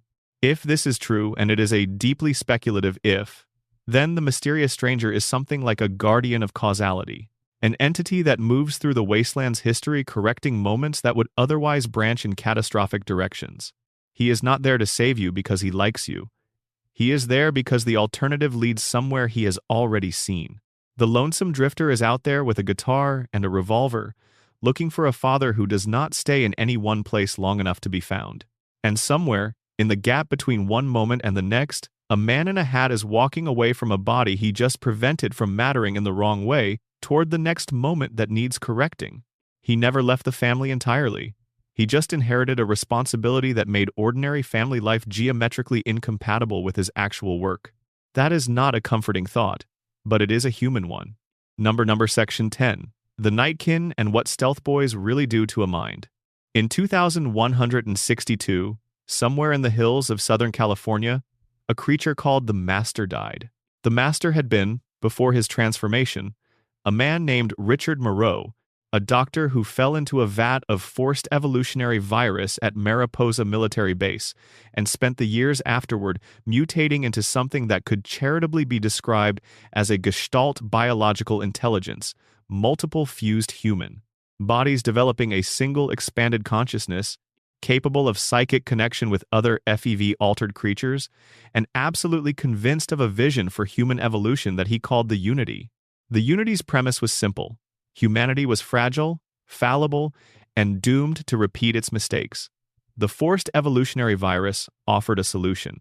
Super mutants, human beings, dipped in FEV and transformed into enormous, powerful, radiation-resistant creatures would become the next stage of human evolution. The Master would oversee the process. The Unity would subsume the old humanity into something better. The vision was genuinely sincere. The Master truly believed he was saving humanity from itself. The vision was also based on a fundamental biological error, which the Vault Dweller reveals to the Master in Fallout 1. Super mutants, due to the nature of the FEV transformation, are sterile. The Unity cannot reproduce itself. There is no second generation.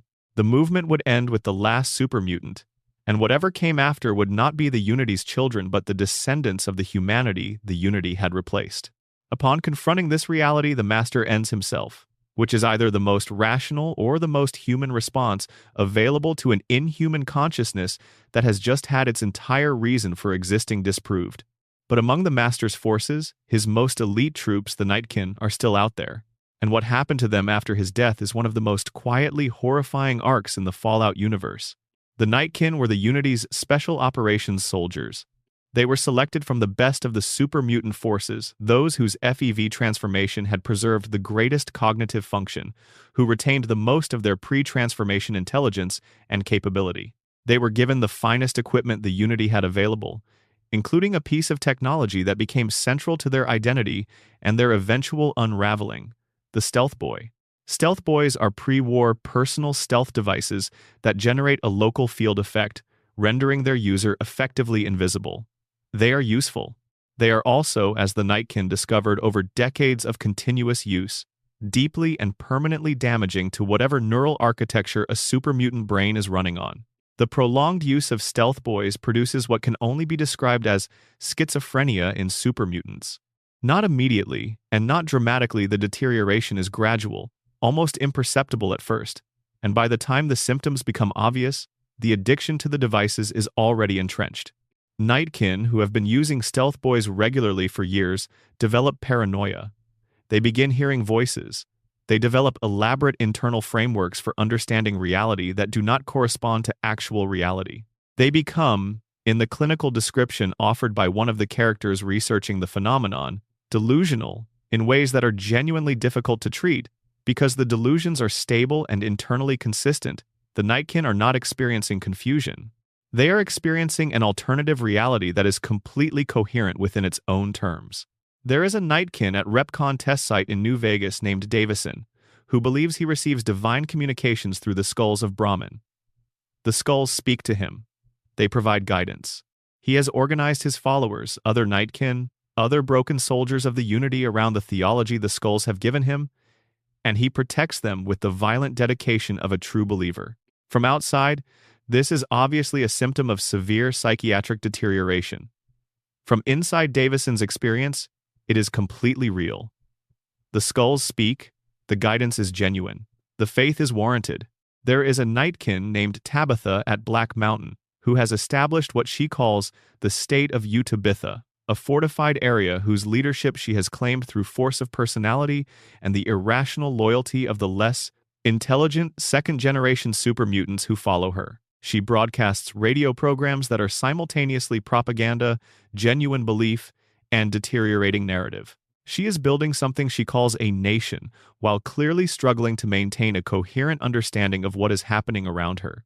And there is Lily Bowen, who can join the courier as a companion in New Vegas, who is a grandmother, a genuine grandmother, who was turned into a Nightkin at the age of 73, who carries with her the faded photographs and the specific warmth of someone who had an entire life before the transformation took it away. She sings to herself. She refers to the courier as dearie. She is doing everything she can to remain the person she was before the FEV, before the decades of stealth boy use, before the Unity took everything that made her human and ran it through processes that left the love intact but damaged everything else. Her companion quest involves medication. Specifically, medication she is supposed to take that suppresses the worst of the stealth boy-induced psychosis, the voices, the dissociation, the moments when the Nightkin soldier and the grandmother compete for the same consciousness. The terrible thing the quest asks the player to consider is that the medication dulls not just the symptoms but the memories, the images of her grandchildren, the sensory details of the life she had before, the specific texture of the person she used to be. Treating the illness costs her the person the illness is afflicting? The Nightkin collectively represent what the Master's grand experiment actually produced at the individual level, not the unified, improved humanity the Unity promised. Broken soldiers carrying the residue of their finest technology as a permanent neurological injury, Wotton no longer entirely understand, organizing themselves around whatever structure can hold them together, cults, radio broadcasts, divine Brahmin skulls, because the alternative is the emptiness of a consciousness that has been partially destroyed but not fully ended. The theory that threads through all of this, the one worth sitting with in the quiet, is about what the Unity's vision actually required to be true. The Master needed to believe that FEV transformation made something better. He needed to believe that the Nightkin, his elite, represented a genuine improvement on the human beings they had been. But Lily sings lullabies in a voice that can flatten a deathclaw, and Davison holds skull theology conventions in an abandoned rocket facility, and Tabitha is running a country of one in her deteriorating imagination, and somewhere in Jacobstown there is a cluster of Nightkin waiting for a scientist to develop a treatment that may or may not exist. The Master's great vision ended in paranoid schizophrenia and skull divinity, and a grandmother who cannot remember her grandchildren clearly and is losing the fight to stay herself. Better as a concept turns out to be complicated. Number Section 11. Dead Money and the Sierra Madre's True Purpose. Before the bombs fell, a man named Frederick Sinclair built a casino. Not an ordinary casino. The Sierra Madre was to be the most extraordinary resort ever constructed, a monument to a particular vision of what the good life looked like. All shining surfaces and engineered enchantment, built for the kind of person who could afford to define reality according to their own preferences. Sinclair spent fortunes on it. He imported the finest materials. He installed technologies sourced from a partnership with Big Mountain Research and Development that he did not entirely understand and perhaps did not need to, because the technologies produced results that were genuinely remarkable, and results, in the resort industry, are what matter. The casino was never supposed to open to the public. It was supposed to open on a particular date. That date was October 24th, 2077. The bombs fell on October 23rd. The Sierra Madre sealed itself hermetically, automatically, the way it was designed to in case of emergency before the first guests ever arrived. The cloud, which had been leaking in low concentrations from the experimental infrastructure beneath the casino since the early stages of its development, expanded in the absence of containment maintenance. The villa surrounding the casino filled with it. The construction workers who had been wearing experimental hazmat suits from Big MT during the final stages of construction found, as the cloud thickened around them, that something about the combination of the suits and the cloud was doing something to their biology. Something irreversible. The hazmat suits bonded to their wearers at a cellular level. The wearers stopped being quite what they had been. They became the ghost people. They became the guardians of an unopened casino in a radioactive fog, stripped of language and thought and continuity, reduced to the reflexive protection of a space that no one had ever used. Father Elijah, a former Brotherhood of Steel elder who had heard rumors of the Sierra Madre, became obsessed. Not with the casino as such, with what he believed was inside it. The vault beneath the Sierra Madre was rumored to contain supplies of extraordinary value, pre-war technology and materials sufficient, in Elijah's estimation, to change the balance of power in the Mojave permanently. He spent years trying to reach it, failing repeatedly, because the fog and the ghost people and the holograms made direct approach essentially impossible for a single person operating alone. His solution was to equip several people with explosive collars, force them to cooperate under threat of immediate death, and walk them through the Sierra Madre as expendable tools.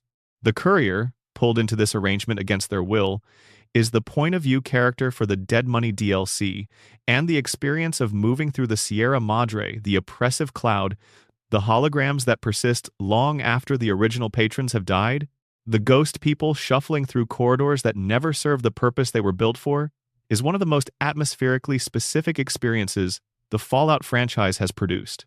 The theory about the Sierra Madre that rewards careful attention is about what Sinclair was actually building.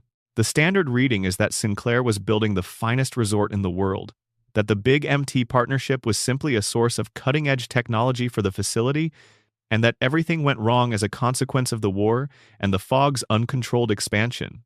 This reading is not wrong, exactly, but it leaves out several things that the terminals inside the Sierra Madre document quite clearly. Frederick Sinclair was trying to save a specific person, a woman named Vera Keyes, a pre-war celebrity who was the face of the Sierra Madre's promotional campaign and who was, in the period leading up to the casino's planned opening, dying. Sinclair knew she was dying. He knew the world was falling apart around both of them, and he reached a point, in his desperation and his love for her, where he began using the Big MT technologies installed throughout the Sierra Madre for a purpose their designers probably did not intend. He tried to make the casino into a place where someone could survive anything. The vault beneath the Sierra Madre was not built as a luxury feature or a corporate strongroom. Sinclair designed it as a bunker, a survival chamber, a space that would protect whoever was inside it from whatever happened to the world outside.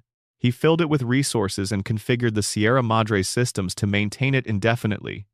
He meant for Vera Keyes to go into the vault when the crisis came, and to stay there, and to be safe. The terrible irony is that Vera never made it. She died before the bombs fell, of the addiction that the demands of her career and the medications she was using to manage them had produced in her. The vault waited, the casino sealed, the cloud expanded. Sinclair's monument to his love for a dying woman became an impenetrable fortress protecting a void. Elijah wanted what was in the vault. He had plans for it that involved using the cloud as a weapon system, dispersing it across the Mojave, using the ghost people as an occupying army, building in the ruins a kind of power that no other faction could challenge. His vision was as deranged as it was specific, and one of the Dead Money DLC's possible endings involves the courier trapping Elijah in the very vault he spent years trying to reach, leaving him with all the gold he wanted and no way out. The alternative endings in which various party members survive or perish, in which the cloud disperses or persists, in which the Sierra Madre is left to its fog and its holograms all share the same quality.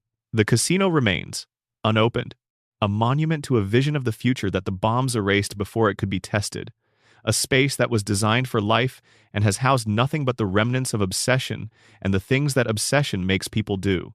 The deepest theory about the Sierra Madre is the simplest one, that it represents what the Fallout universe could have been. A beautiful thing that never opened. A future that was sealed away before it could be inhabited. Every hologram still playing its looped hospitality program, welcoming guests who will never arrive, through a fog that grows thicker every year. Dean Domino, the ghoul lounge singer who assists the courier through the Dead Money DLC, has been trapped in the Sierra Madre for 200 years. He has been circling the casino, unable to leave, unable to enter the vault, maintaining his showmanship out of habit and spite. He is brilliant, charming, cruel, deeply damaged, and in some ways the most honest narrator the DLC has. He knows exactly what the Sierra Madre is. He knows exactly what it cost the people who got caught up in it. He sings about it sometimes, in the empty auditorium, to an audience of holograms and fog.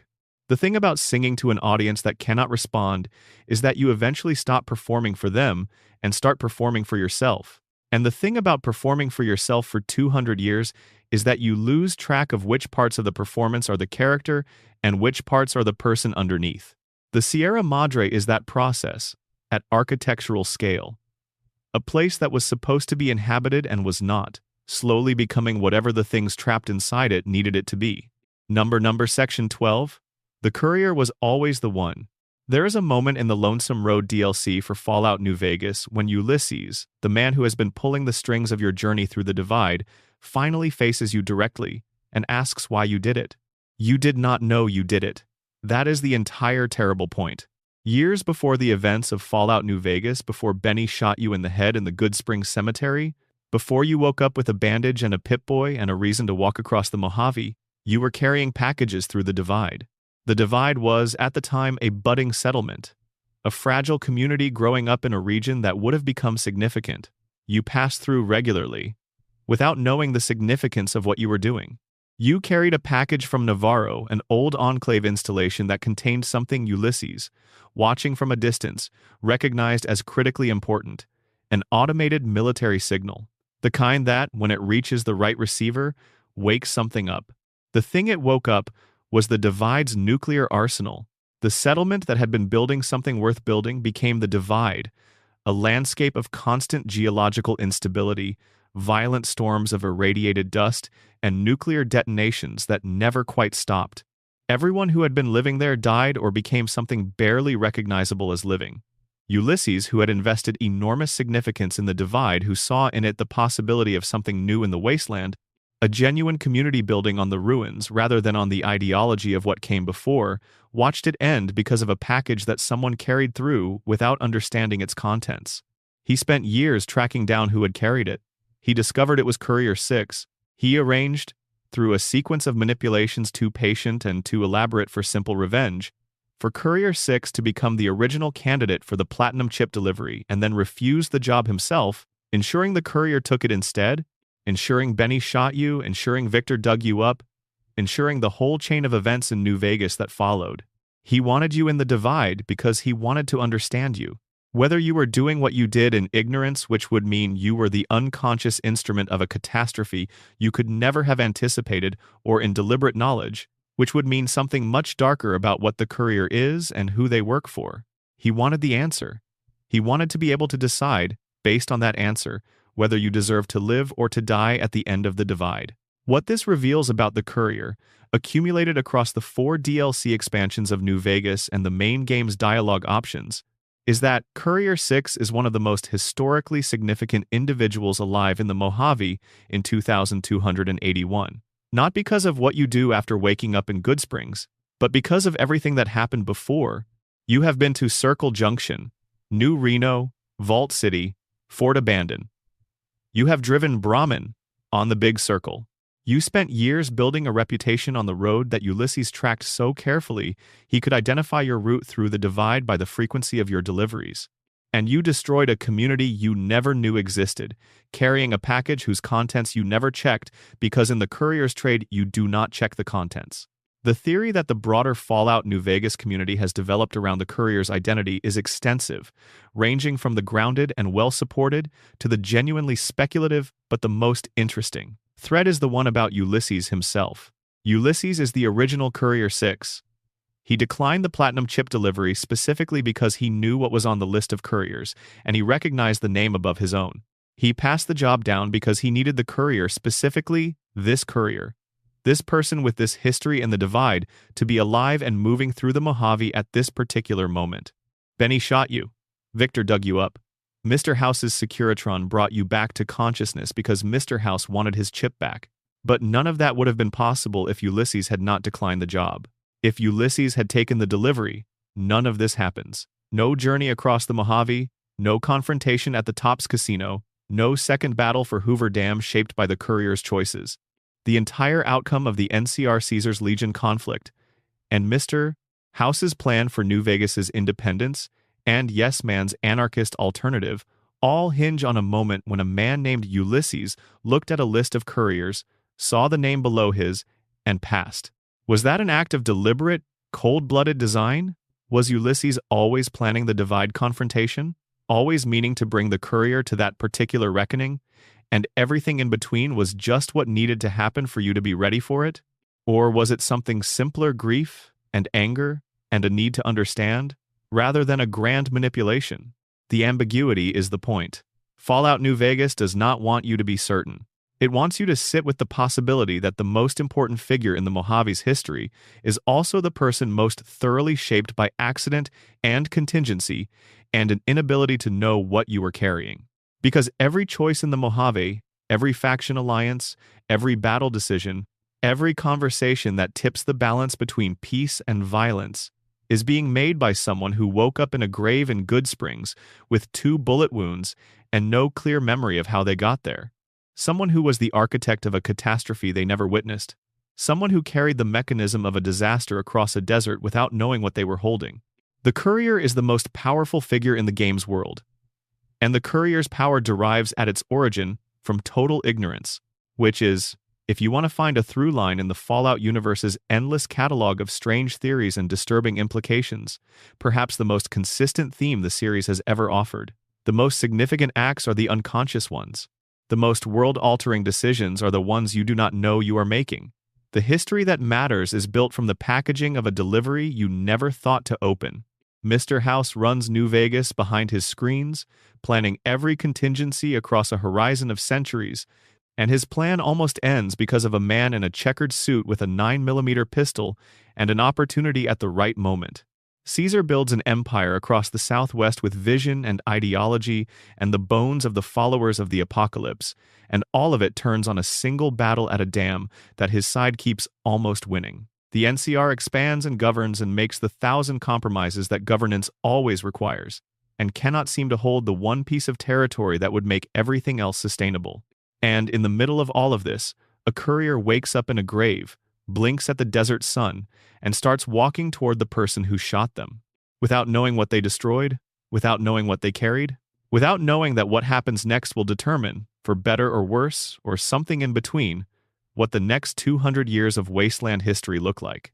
The theory about the courier, the one that pulls all of these threads together, is that Courier 6 was always going to be this.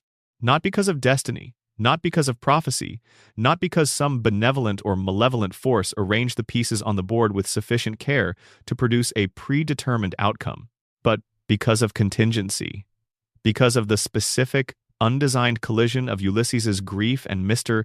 House's long-range planning and Benny's ambition, and Victor's assigned patrol route, and Doc Mitchell's willingness to operate on a stranger in a border town. Because history does not have protagonists in the way stories do. It has a series of pressures and responses, plans and accidents, decisions made with incomplete information, consequences that extend far beyond the moment of their origin.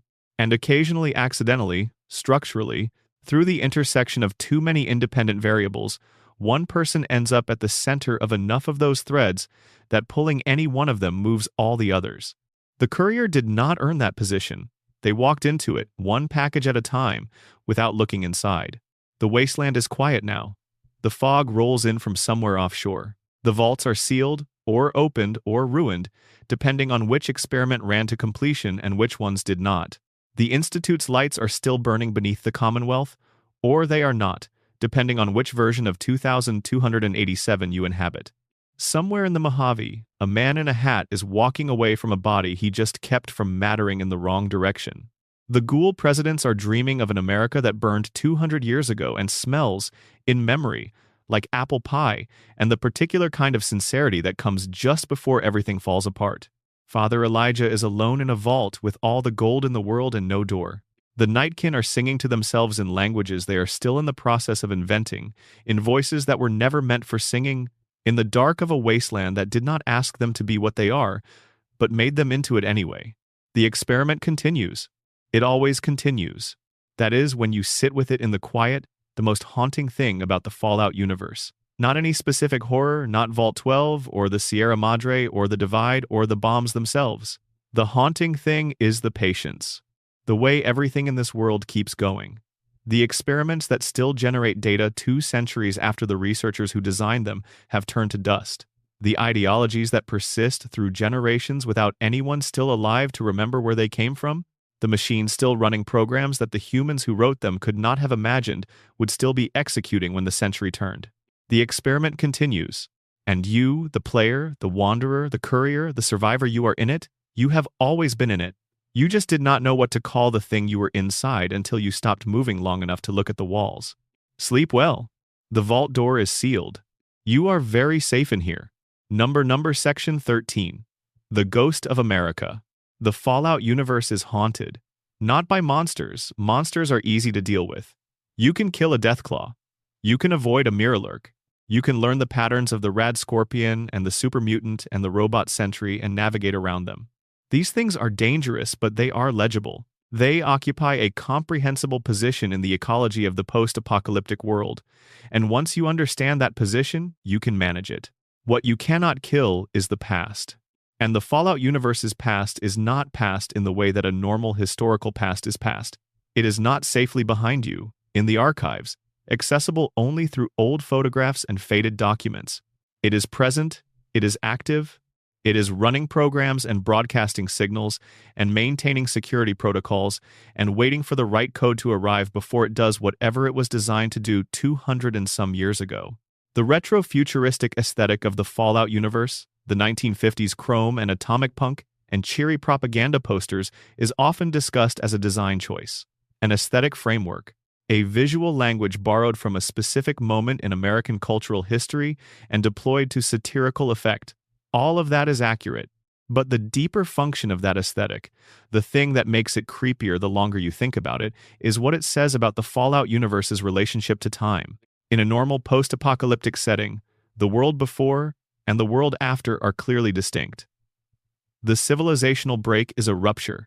Things before the break are clearly of a different era, and things after the break belong to a new one, however impoverished. The world moves on, the past becomes the past. In the Fallout universe, the past does not become the past. It calcifies. The pre-war United States was already stuck in a version of the 1950s aesthetic at the time of the Great War, 2077, by our calendar, but culturally and aesthetically frozen at a point several decades before.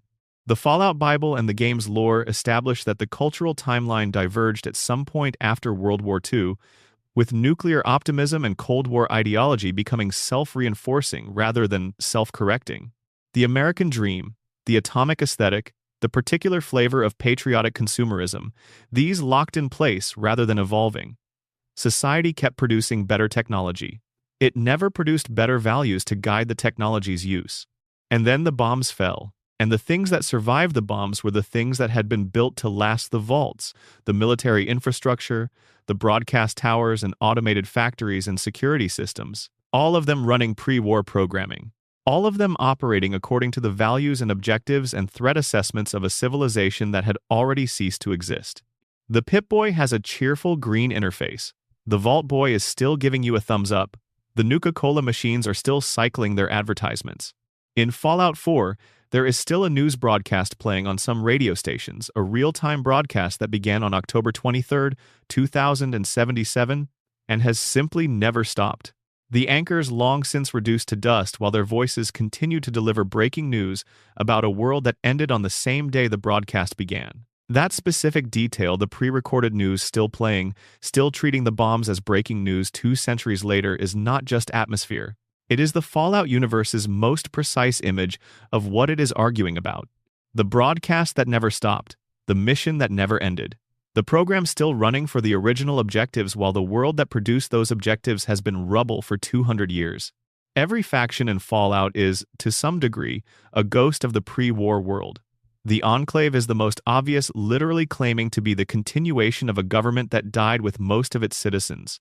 The Brotherhood of Steel is the military, still disciplined, still hoarding technology, still pursuing a mission of preservation that its founders conceived in the immediate aftermath of seeing what technology unconstrained by responsibility could do. The Institute is the university, underground and isolationist, and completely convinced of its own methodology's correctness in a way that institutions inside their own echo chambers always tend to become when there is no external pressure to reckon with. Even the NCR, the most apparently healthy and functional faction in the games, the one that most resembles normal civilization, is running on borrowed aesthetics. The NCR recreated American democracy, with its representative government and its bureaucracy and its standing army, and its flag with a bear on it. It is a genuine achievement by the standards of the post-apocalyptic world. But it is also, at some level, an attempt to resurrect something rather than build something new. The settlers from Vault 15, who founded Shady Sands and eventually built the NCR, looked at the rubble of the old world and said, "Let us do that again, but better." And they built something real, and something that works, and something that has improved many lives. And they also built something that has started to make the same mistakes the old world made, in ways that the New Vegas storyline traces with considerable care: the corruption, the overextension, the gap between what the institution claims to be and what it actually is. The theory that emerges from all of this, the one that runs like a low current beneath every other theory in this script, is about what the Fallout universe is actually arguing about human nature. Not just about America, not just about nuclear war, not just about the specific shapes of corporate greed and governmental corruption and ideological rigidity.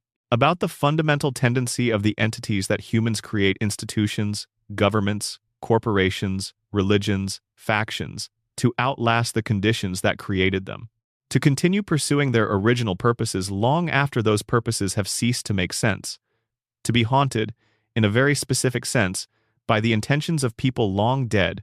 The Fallout universe's ghosts are not supernatural, they are organizational. They are the dead hand of 2077, reaching forward into 2281, still trying to accomplish objectives that the original framers had, still pulling levers that were set in motion before anyone currently alive was born. And the wasteland survivors, the ones picking through the ruins, building settlements, forming factions, fighting over dams and territories and ideology, are navigating a world whose most powerful forces are all, to some degree, the residue of something that ended. The Enclave's ghost presidency, the Institute's frozen vision of scientific progress, the Brotherhood's eternal hoarding mission, the ghost broadcast on the radio. The question the Fallout universe keeps asking, in the quiet underneath all the combat and the quests and the faction allegiances, is whether anything genuinely new can emerge from the ruins of the old. Whether the survivors can build something that is not simply the pre-war world rebuilt, with its same structural problems running under new paint. Whether the patterns can be broken, or whether the patterns are so deeply embedded in the technology and the infrastructure and the inherited institutions that breaking them would require destroying the very tools that make survival possible. The answers the games provide are ambiguous, as they should be. Some endings suggest yes. Others suggest that the machinery of the past is too embedded, too powerful, too self-replicating to be simply walked away from. That even the people trying to build something new are building with the tools the old world left behind, and those tools have shapes that predetermine certain outcomes regardless of the intentions of the people holding them. There is a terminal entry in Fallout 4, in the pre-war section of the story, where a Vault Tech executive notes with apparent satisfaction that the company's market research suggests 60 to 70% of suburban Americans believe that a nuclear war is coming in their lifetimes. The executive frames this as a business opportunity. The anxiety that millions of people are living with daily, the specific dread of nuclear annihilation that the mid-20th century produced in its fullest form, and that the Fallout universe's pre-war society never managed to work through, is, in this executive's analysis, a revenue stream. That entry does not appear to be a particularly unusual item in the archive it is drawn from. It reads like a normal business document, the kind of thing that got written all the time. The normalization of that particular calculus, the treatment of existential fear as a market, is part of what makes the Fallout universe's pre-war society so specifically chilling to spend time in. Not evil in any identifiable, locatable way, just normal, just business. The ambient acceptance of structures that produce catastrophic outcomes without anyone in particular having chosen those outcomes directly. The Vault Boy is still smiling, the broadcast is still playing, the mission is still active. And somewhere in the dark of a vault that was never meant to open, an overseer is giving the same instructions to the next generation that they were given to give, because that is what the protocol says. And the protocol was written by people who knew exactly what they were doing. The experiment continues. Number Section 14. Mr. House and the Patience of Centuries. In the center of New Vegas, in a tower that has been standing since before the bombs fell, a man has been waiting. Robert Edwin House was born on June 25, 2020, which makes him, by the time of Fallout New Vegas's events in 2281, 261 years old. He has been alive longer than anyone in the Fallout universe with the possible exception of certain ghoulified individuals, and he has been aware and actively planning for more of that time than almost any other being in the post-war world. He is, in his own estimation and by many objective measures, the most formidable intellect the Wasteland has produced. He is also, in ways that the game is careful to make you consider, without providing easy answers, potentially the most dangerous.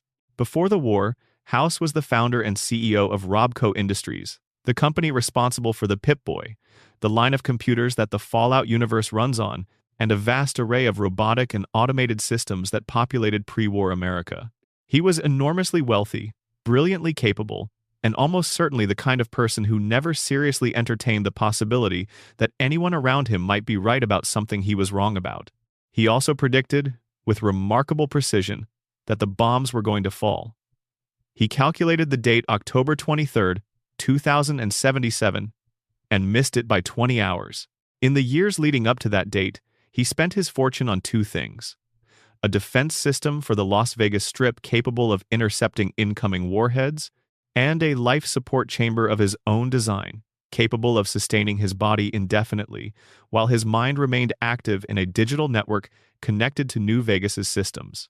The result, when the bombs fell, was that Las Vegas survived heavily damaged, partially irradiated, but structurally intact to a degree no other major American city achieved. And House survived with it, sealed in his Lucky 38 casino, running on emergency power, waiting for the world outside to reach a state he could work with. What followed over the next 2 centuries is one of the most remarkable individual stories in the Fallout lore. Even though most of it happened in the absence of anyone who knew House was there. He experienced power outages and system crashes in the years immediately after the war, struggling to maintain the defense network without the platinum chip, the upgrade device he had commissioned before the war, and which had been en route to him when the bombs fell. He fell into a coma for several decades when his systems finally failed. When he woke up, he bided his time, monitoring the outside world through his network of sensors and cameras, until the NCR scouts arrived in the Mojave and he realized that the first faction capable of engaging with his plans had finally materialized. He then proceeded with the kind of systematic, patient, methodical implementation of a century-scale strategy that is only possible for someone who genuinely does not have to worry about dying of old age while the plan is still in progress. The theory that deserves careful attention around Mr. House is not simply whether he is a villain or a savior. The game presents that question fairly thoroughly and does not resolve it cleanly, which is correct. The more interesting theory is about what House represents in the broader context of the Fallout universe's meditation on the relationship between individual will and historical force. House is, in many ways, the anti-Vault-Tec. Where Vault-Tec was an institution, an organization with shareholders and executives and committees, and the diffuse accountability and diffuse culpability of a large corporate structure, House is a single mind. His plans are his errors are his victories are his. He is responsible, in the most complete possible sense, for everything that flows from his decisions, because there is no structure of institutional decision-making to distribute the responsibility across. This is both his strength and his most interesting flaw. House can plan with a consistency and a long-term orientation that no democratic institution and no corporate committee can match. A person with a 200-year time horizon and the personal continuity to remember the beginning of the plan at its end can make investments and build strategies that no normal political structure would ever sustain. He can commit to something and stay committed, without the drift and compromise that democratic governance necessarily involves. But he can also be wrong in ways that no one can correct. There is no opposition party to the rule of Mr. House. There is no free press monitoring his decisions. There is no electorate that can remove him if his priorities drift away from theirs. There is only House, in his life support pod in the Lucky 38, deciding what New Vegas needs and then proceeding accordingly. And if he decides that the Brotherhood of Steel poses an unacceptable threat and has to be eliminated, something his history in the Mojave suggests, he did conclude there is no appeal available. House's vision for the future is, on its own terms, genuinely grand. He intends to use the resources of an independent New Vegas, maintained under his autocratic governance but materially prosperous and stable, to drive a scientific and industrial renaissance in the Mojave that will eventually produce the technological capacity for space exploration. Not as a corporate venture, as an actual salvage of human civilization and attempt to ensure that whatever happened to the Earth does not also happen to humanity's capacity to exist elsewhere. Whether this vision is achievable, whether House is the person to achieve it, and whether the cost in human autonomy and democratic self-determination that living under his rule requires is justified by the goal, these are questions the game refuses to answer on your behalf. And that refusal is correct, because the most honest thing the Fallout universe can say about the question of centralized versus distributed power, of technocratic rule versus democratic mess, is that neither option comes without costs, and the costs are not symmetrical. What the theory around Mr. House ultimately asks is whether the Fallout universe's 200-year gap between the Great War and the game's present represents a kind of historical wound that only someone with House's particular combination of resources and longevity could plausibly address. Whether ordinary human institutions democratic, messy, slow, self-correcting but also self-corrupting, are capable of producing the sustained commitment to a specific vision that rebuilding civilization from nuclear ashes might actually require. The answer, if House's plan succeeds, will not be known for another century, at least. And House will be there to see it, in his pod, still running the numbers, still adjusting the variables, still certain that his calculation is correct. Whether certainty of that completeness is a feature or a flaw in a leader is the question the Fallout universe leaves you to answer for yourself. Number, Section 15, the music disc and the face in the static. This section is about a specific kind of terror that is much quieter than anything that has come before it in this script. Not the terror of vast institutional evil, not the creeping horror of ideologies pursuing their logical conclusions through 2 centuries of post-apocalyptic history. Something more intimate than that.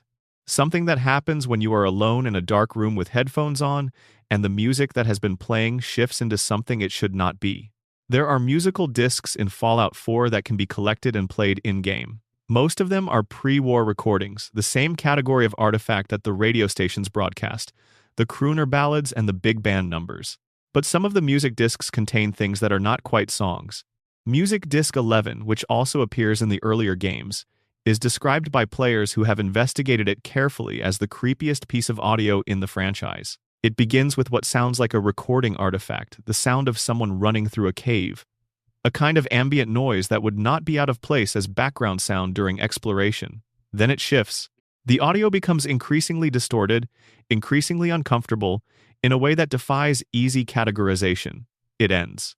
Players who fed the audio file through a spectrogram analyzer, the kind of software used to visualize sound frequencies, as images discovered something embedded in the static, a face, specifically, what appears to be a version of Steve's face, the default Fallout player character accompanied by the numbers 1, 2, 4, 1, 8. Those numbers are C418. The letter C corresponds to 12 in hexadecimal notation, so the full sequence is C418. C418, the name of the composer. In the context of the Fallout universe, this does nothing. The disc plays, the face appears in the spectrogram for anyone who knows to look, and nothing changes. No quest triggers, no new location unlocks, no explanation is provided by the game, by any NPC, by any terminal entry. The hidden face simply exists for anyone patient and technically inclined enough to find it. And that, somehow, is what makes it more disturbing rather than less. There is a theory, one that connects multiple pieces of Fallout's audio lore in a way that the developers almost certainly did not explicitly design, but which the material supports, that the Fallout universe's relationship to what you might call emergent or hidden communication is thematically consistent in a way that is worth taking seriously. Not just Music Disc 11. Consider the ambient cave sounds that play throughout the games when you have been in darkness for long enough. Players who process these through spectrogram software found, in multiple cases, images embedded in the audio, a face in the static, patterns that are not random. Some of these were confirmed as intentional by the game's sound designers. Samuel Oberg, who worked on ambient cave sounds, explicitly confirmed that certain sounds contain hidden images. The idea was to add a layer of discovery for players who looked to make the world feel like it contained secrets that went beyond what the game's normal systems would ever surface. But the theory that operates in the space between the confirmed and the speculative is about what this means for the Fallout universe as a system of communication. If the games contain hidden messages in their audio messages that require specialized tools to decode, that exist in a layer of the game completely inaccessible through normal play, then the question becomes, who are those messages for? And what are they saying? The obvious answer is that they are for the players. Easter eggs, hidden by developers who knew that a portion of their audience would dig deep enough to find them. This is the most comfortable answer.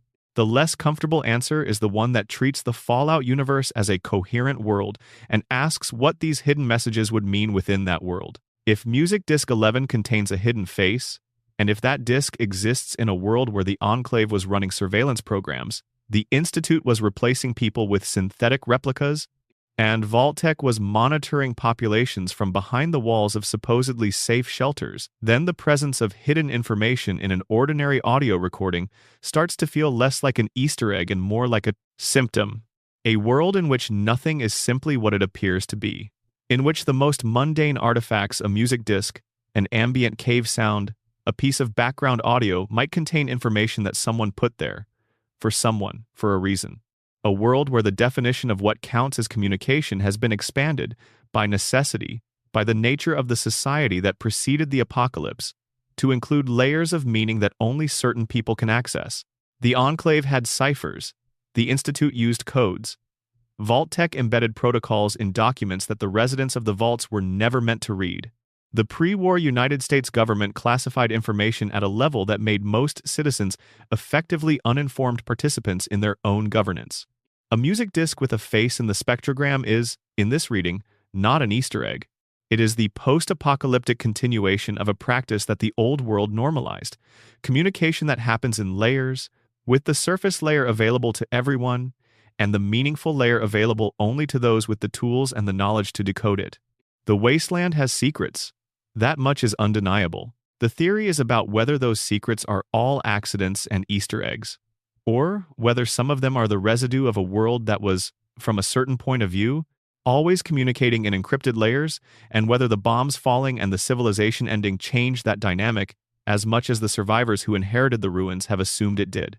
The face in the static is still there, in every copy of the disc, in every instance of the game, waiting for a spectrogram, waiting for someone to look in the right way. See 418. Number. Section 16. The children of Adam and the question they are actually asking.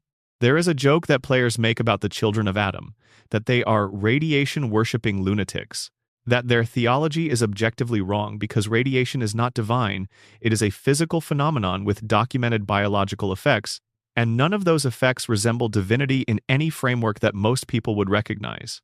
That the children are the wasteland's most obviously deluded faction, not dangerous in the way that the Institute or the Enclave are dangerous, not militarily serious in the way that the Legion or the Brotherhood are serious, but simply misguided in a way that makes them simultaneously tragic and vaguely comic.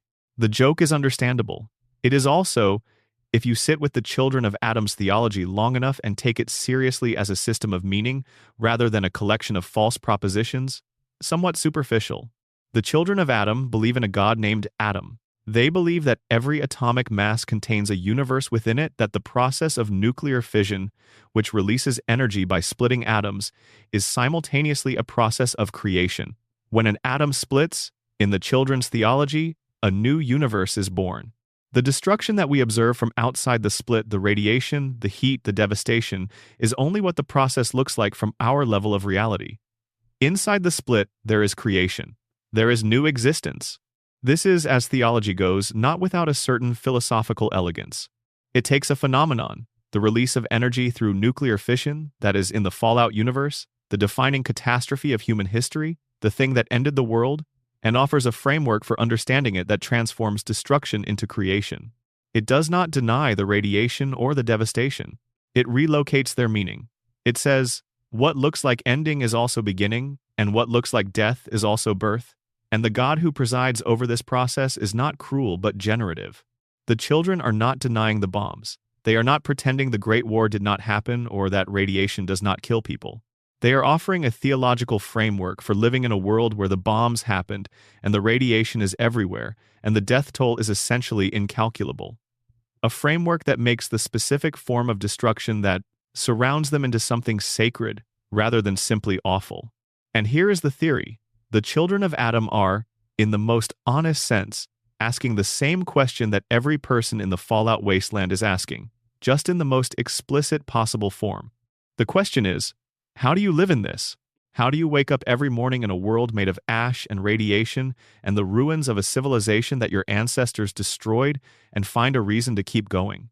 How do you maintain the capacity for meaning in a world where the primary legacy of human achievement is a 200-year nuclear winter?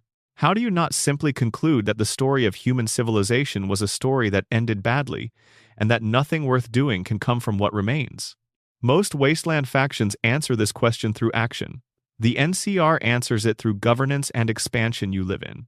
This by building new structures of civilization, by creating stability, by making things work better than they did before. The Brotherhood answers it through preservation you live in this by keeping the most valuable things safe, by ensuring that the worst mistakes are not made again, by being the custodians of a potentially redeemable technological legacy.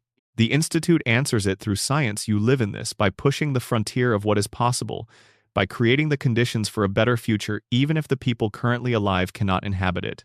The children of Adam answer it through meaning. You live in this by locating the thing that ended the world within a theological framework that makes that ending also a beginning.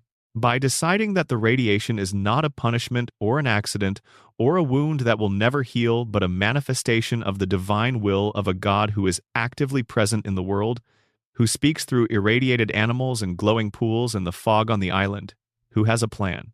Whether the children are right is not the interesting question. The interesting question is why it matters to them, and what function the theology is serving, and whether a different answer, the NCR's civic answer, the Brotherhood's technological answer, the Institute's scientific answer is actually more epistemically justified than the children's theological one, or just more culturally comfortable for a secular audience. The game is careful, across its several encounters with the children of Adam in different Fallout entries, to leave this genuinely ambiguous. The mother of the fog, who may or may not be supernatural. The radiation immunity, which may or may not be genetic.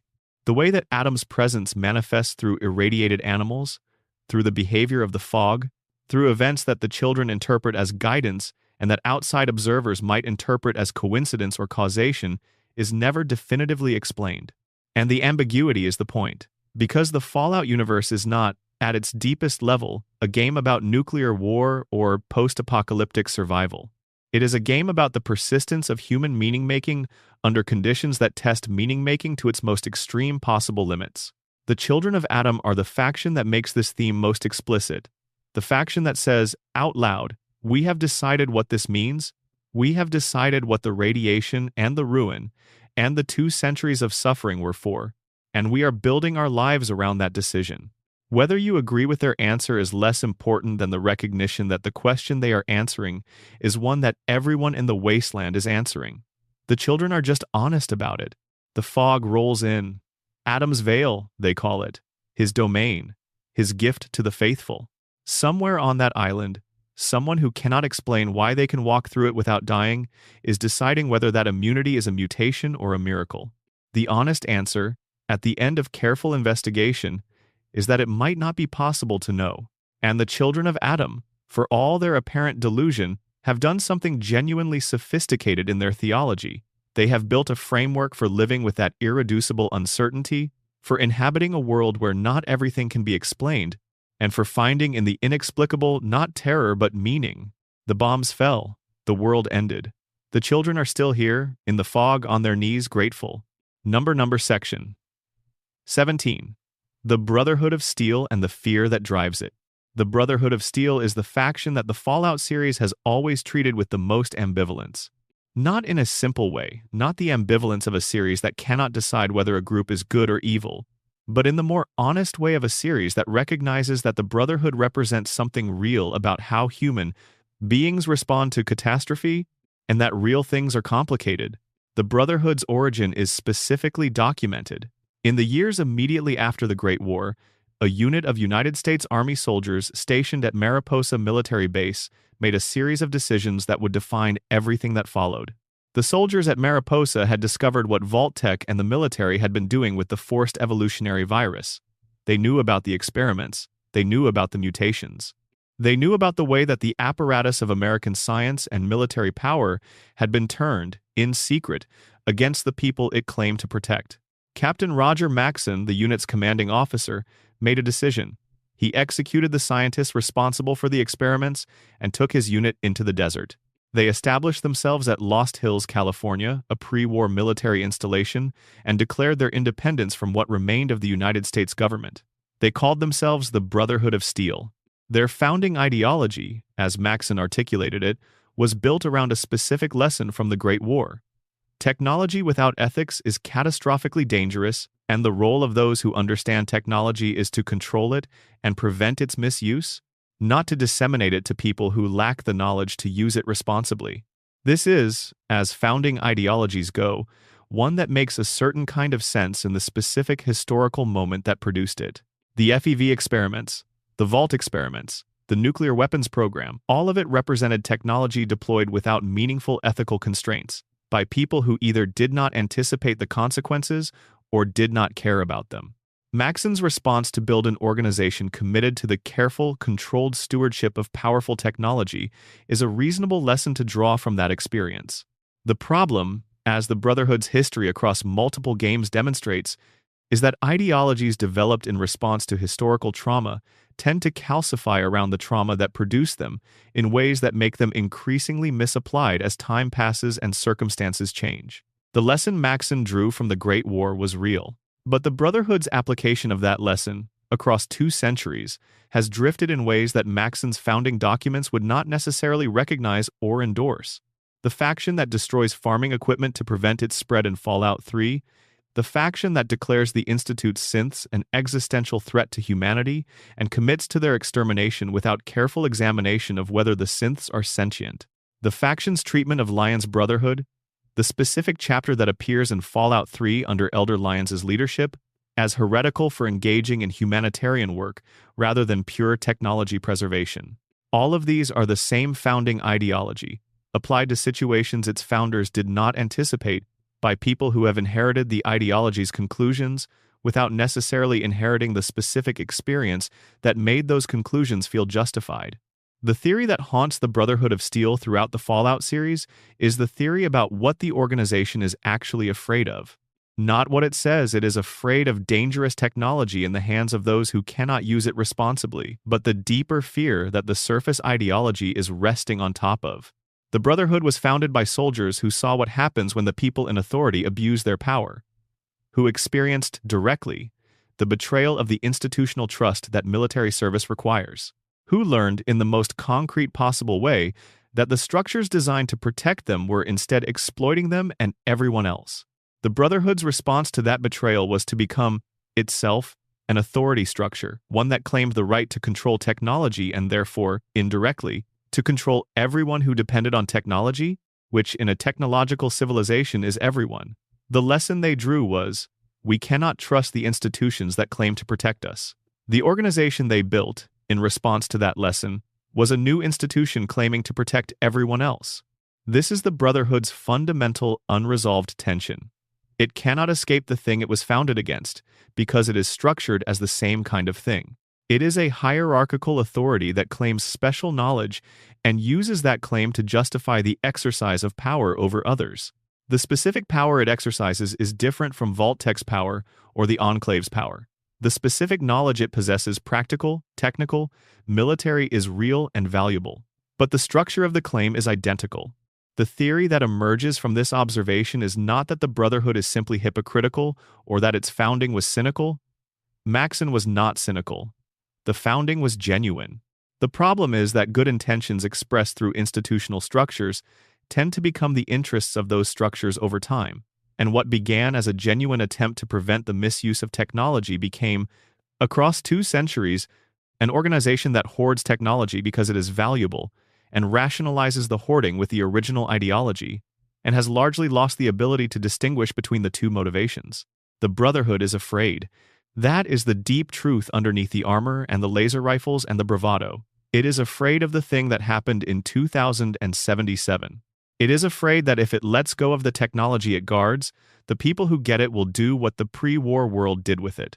It is afraid that there is no version of history where the technological knowledge that ended the world can be redistributed without ending the world again. And it cannot be certain that this fear is wrong. That uncertainty is what makes the Brotherhood, across its various forms and chapters and internal arguments, genuinely tragic rather than simply antagonistic. It is an organization built to prevent a specific catastrophe, and it is not sure, it has never been sure whether its method of prevention is actually preventing anything, or whether it is simply delaying something that will happen regardless. The armor stays on, the relics are preserved, the missions continue, and somewhere in a bunker, a paladin is writing a report about a piece of technology recovered from a raider camp, cataloging it in a system designed by people who died before the paladin was born. For an organization whose founding purpose the paladin can recite, but whose original emotional weight, the paladin has never had the experience that would make it feel real. The fear is inherited, the equipment is maintained, the ideology holds. For now, the wasteland is quiet now, in the particular way that large and ruined things are quiet. Not truly silent, there is always something moving in the dark, something running on old power that has not been told to stop, something broadcasting to receivers that may not be there anymore, but quiet in the way that matters. The way that lets you hear the things underneath. The Vault Boy is smiling on a poster in a collapsed corridor. The smile does not know the corridor has collapsed. The smile does not know anything. It was printed before the collapse, to reassure people who had not yet been sealed inside, and it is still doing its assigned work. That is the Fallout universe in miniature. The assigned work continuing. The program running. The mission active. The smile persisting through 200 years of rubble, still cheerful, still reassuring, still giving you the thumbs up in the dark of a hall that the architects who designed it never thought would end this way. They all thought it would end differently. They planned for different endings, different trajectories, different versions of the future. They built institutions to carry their plans forward. They wrote their ideologies into the structures that would outlast them. They invested their convictions in organizations that would remember what they believed even after they were gone. And the organizations remembered. They are still remembering. In bunkers and labs and oil rigs and towers of neon above the desert, the memory of what the old world believed is still active, still shaping the present, still insisting on its relevance. The experiment continues. It always continues. And somewhere out there in the dark, a person with a Pip-Boy is making a choice that will determine, at least in some small corner of the wasteland, which of the old world's programs gets to keep running and which one finally gets to stop. They do not know that this is what they are doing. They just know the road and the mission and the next thing to be done. That is how history works, in the Fallout universe and everywhere else. In the gap between the enormous forces and the individual moments, a person walks forward because walking forward is the only direction available. Sleep well. The programs are still running. You are very safe in here. Number Section 18. Caesar's Legion and the Lie of the Clean Slate.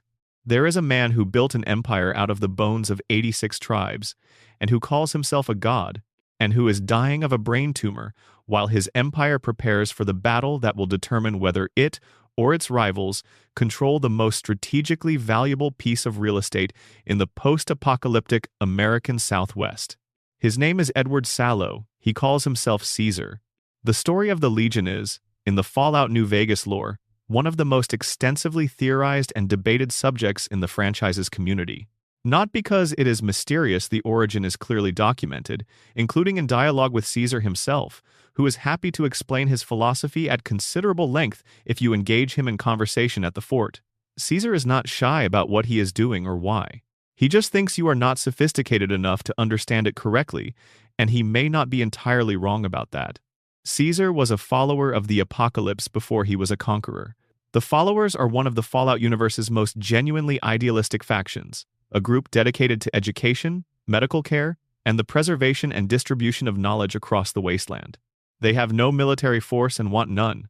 Their tools are books and medicine and the patient work of making things slightly better than they were before. Caesar was one of their scholars. He was specifically a historian, deeply versed in the classical world, in the history of Rome, and the mechanisms by which the Roman Republic transformed into the Roman Empire and why the empire persisted as long as it did. And then he was separated from his follower companions in Arizona, fell in with a group of tribal warriors called the Blackfoot, and began applying his historical knowledge to the practical problem of consolidating a scattered tribal population into a fighting force capable of threatening its neighbors. The theory that deserves careful attention here is not about whether Caesar's legion is good or evil. It is quite clearly and extensively evil by any humane standard. The theory is about what Caesar is actually doing, on a level that his own rhetoric sometimes obscures. Caesar presents his project as a rejection of the NCR's approach, a rejection of the democratic, parliamentary, constitutional framework that the NCR has reconstructed from the ruins of the old world. He argues that the NCR is simply recreating the conditions that led to the Great War. That democracy is inherently weak, that capitalism produces the corruption and inequality that corrupted the pre-war world, that the only genuine clean slate requires building something new from entirely different principles. And he is not entirely wrong about the diagnosis. The NCR does show signs of the same structural diseases that afflicted the pre-war United States: corruption, overextension, the gap between institutional ideals and institutional practice. The observation that simply reconstructing democratic capitalism will eventually reproduce democratic capitalism's problems is not a stupid observation. It is, in fact, a reasonably sophisticated reading of how institutional structures tend to perpetuate the pathologies baked into their design. The problem is that what Caesar has built as an alternative is not, despite his rhetoric, actually something new. It is something extremely old. The Roman legion, filtered through one man's scholarly interpretation of Roman history and applied to a group of post-apocalyptic tribal warriors, is specifically a reconstruction of a historical power structure. Caesar looked at the ruins of one collapsed civilization and decided to rebuild a different collapsed civilization on top of them. The theory that this represents, at a fundamental level, the same error the NCR is making, just drawing from a different historical model, is one the game makes available without hammering it. Caesar is doing exactly what the Brotherhood of Steel does, responding to the failure of one historical model by retreating to the comfort of a different historical model. Neither of them is building something that does not have a historical precedent, because building something that does not have a historical precedent requires a kind of creativity that is much harder than scholarship. Caesar knows Roman history. He knows in considerable detail why the Roman Republic fell and why the empire that followed it lasted as long as it did. What he does not know, what he cannot know, because it is not something that historical scholarship can tell you, is how to build a stable, flourishing civilization from scratch in a fundamentally different technological and environmental context. He knows how to apply a template. He does not know how to originate one. And the template he is applying was specifically designed for a world with certain features. A world with slavery, yes, but also a world with agriculture and urban centers and trade routes, and the particular demographic pressures of the Mediterranean basin in the first centuries of the Common Era, that the Mojave wasteland of 2281 does not remotely resemble. The tools he has imported from Roman history are tools built for a context that no longer exists. He is using them anyway because they are the most sophisticated tools he has, which is, if you think about it, exactly what every other faction in the Fallout universe is doing. Everyone in the wasteland is working with inherited tools. The NCR has American democracy. The Brotherhood has Cold War military structure and ethics. The Institute has pre-war academic culture. The Enclave has continuity of government planning. Caesar has Roman imperial theory. The children of Adam have a theology built partially on pre-war nuclear culture, reinterpreted through the lens of post-war radiation survival. Nobody is building from nothing. Nobody can. The ruins they are building in are full of the old world's materials, and those materials have shapes, and those shapes constrain what can be built from them. Caesar is dying. The brain tumor is real, documented in the game's dialogue and in the medical information the courier can gather. He knows he is dying.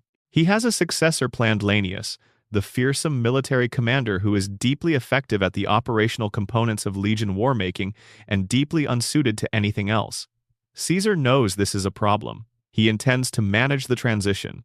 Whether he succeeds depends on the courier's choices and on whichever faction wins the Second Battle of Hoover Dam. The theory about Caesar's legacy, the one that the game makes most explicit, is that the Legion is a vehicle for Caesar's historical ambitions rather than a genuine civilization project. He wants to be Rome.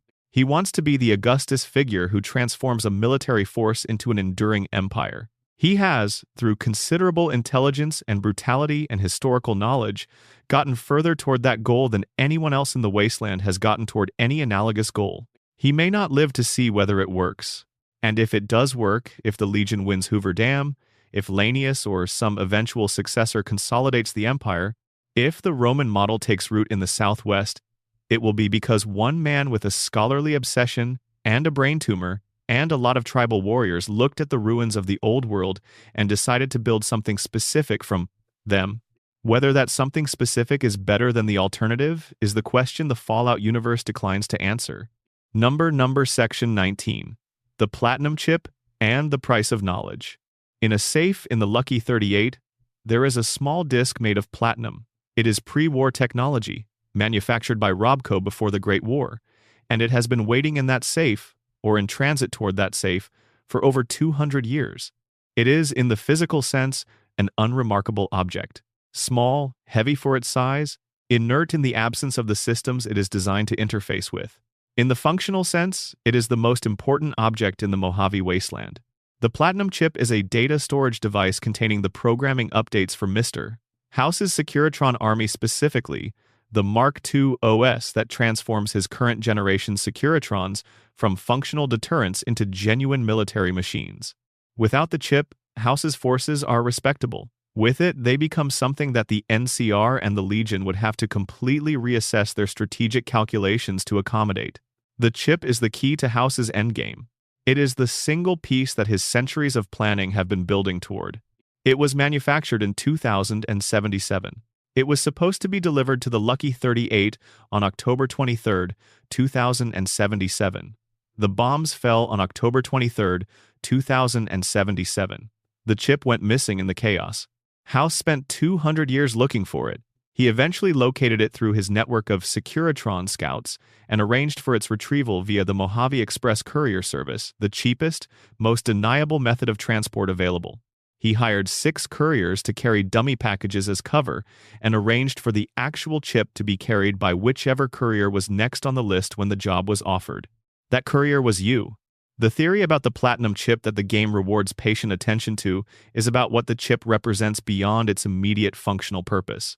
House designed the chip before the war. He built the Securitron network before the war. He planned every component of his post-war strategy before the war because he knew the war was coming and he knew what he needed to be ready for it.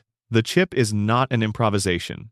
It is the final piece of a plan that was conceived in a different world and is being implemented in the ruins of that world by the same person 2 centuries later. This means the chip is, in a very specific sense, the last artifact of the pre-war world's future. Every other piece of the old world that survives is either derelict technology being repurposed by people who did not design it, or the decaying physical infrastructure of institutions that no longer function as intended. The chip is different. It was designed by someone who is still alive, for a purpose that person is still pursuing, and it still works. It is a piece of the old world's future that actually arrived. Whether House's future, the one the chip unlocks, is a better future than the alternatives, is the question that the chip's arrival in New Vegas forces the courier to answer. But underneath that question, the chip's existence raises something quieter and stranger, the possibility that the future was already planned. That the version of the world that House intends to build was sketched out before the bombs fell by a man who saw them coming, and that the 200 years of wasteland history between the planning and the execution are not the story, they are just the time it took for the conditions to align. Every great plan looks inevitable in retrospect, if it succeeds. Every catastrophic plan looks inevitable too, in a different way. The platinum chip, small and heavy in the courier's pocket, carries with it the weight of a future that has been waiting longer than most of the people currently alive have been alive for permission to begin. Whether you hand it over or use it for your own purposes or destroy the possibility it represents, that is the courier's choice to make. 200 years of waiting, resolved in a single conversation in a tower full of screens. Number. Section 20. The Deep Dark and What Lives in It. There is a place in the Commonwealth, accessible only by making specific discoveries and following specific steps, that the game calls the Deep Dark. Players who have found it, and it is not difficult to miss, since it sits far from the main quest's path, describe the experience with a consistency that suggests it is doing something deliberate. The aesthetic of the Deep Dark, in Fallout 4's Far Harbor DLC and in the deep cave systems of the base game, is different from the rest of the wasteland in a quality that is hard to precisely articulate. The wasteland has a specific relationship to its ruins. They are melancholy, they are decaying, they are haunted by the memory of what they used to be. But they are recognizable. The shapes of pre-war buildings are still legible beneath the radiation and the time. You can see what they were, even in their ruined state. The deep cave systems have no such legibility. The rock formations that precede the deepest cave networks have no connection to the pre-war world. They are geological, genuinely ancient, shaped by processes that predate human civilization by hundreds of millions of years. When you descend far enough, you stop walking through the ruins of the old world and start walking through something that the old world was built on top of and never managed to touch. The theory that deserves attention here is about what the juxtaposition of the deep geological world and the surface post-apocalyptic world implies about the Fallout universe's relationship to time. The pre-war world is presented as something that happened recently. In geological terms, 210 years is nothing in the timescales that the rock formations record. The Permian sandstone, visible in certain cave systems, was deposited 250 million years ago. The granite intrusions in the White Mountains predate the dinosaurs. From the perspective of the planet itself, the Great War happened roughly the day before yesterday. The entire history of human civilization happened in the last 20 seconds of a year-long cosmic calendar, and the ruins of the pre-war world are not ancient at all. They are fresh. This is, when you sit with it, genuinely disorienting. The wasteland feels ancient because human memory treats generations as epochs, and because the evidence of the old world is everywhere in various states of decay. But nothing that human civilization produced is old in any real sense. The technology, the ruins, the experiments, the ideologies, the organizations still running their programs, all of it is extraordinarily recent ago. All of it is still, from the perspective of the geological world, the caves reveal, essentially contemporary. The theory that emerges from this observation is about what the Fallout universe's temporal scale actually looks like when you zoom out far enough. The pre-war civilization built nuclear weapons and nearly destroyed itself with them, and then what remained spent 200 years rebuilding while the planet absorbed the damage. This process civilization, threatening itself with its own technology, nearly succeeding, then recovering, is not the first time it has happened in Earth's history. If you look at the geological record's evidence of mass extinction events, the planet has a history of catastrophic resets. Humanity is not the first experiment the planet has run. The deep caves are not haunted. They predate ghosts by more than the ghosts can comprehend. They are indifferent in a way that the wasteland is not. The wasteland is full of the residue of human intention, the ruins of things people decided to build for reasons they cared about. The caves are full of nothing but time. Going down into them, in the context of the Fallout universe's relentless attention to the legacy of the pre-war world, is a specific kind of perspective correction. All of this matters. All of these factions and experiments and programs and ghost presidents and tribal empires and corporate apocalypses, they matter. They are real, and the suffering they produce is real, and the choices that can be made about them are real. And the planet is 250 million years deep in sandstone, and 200 years of radiation is a thin layer in a very long story.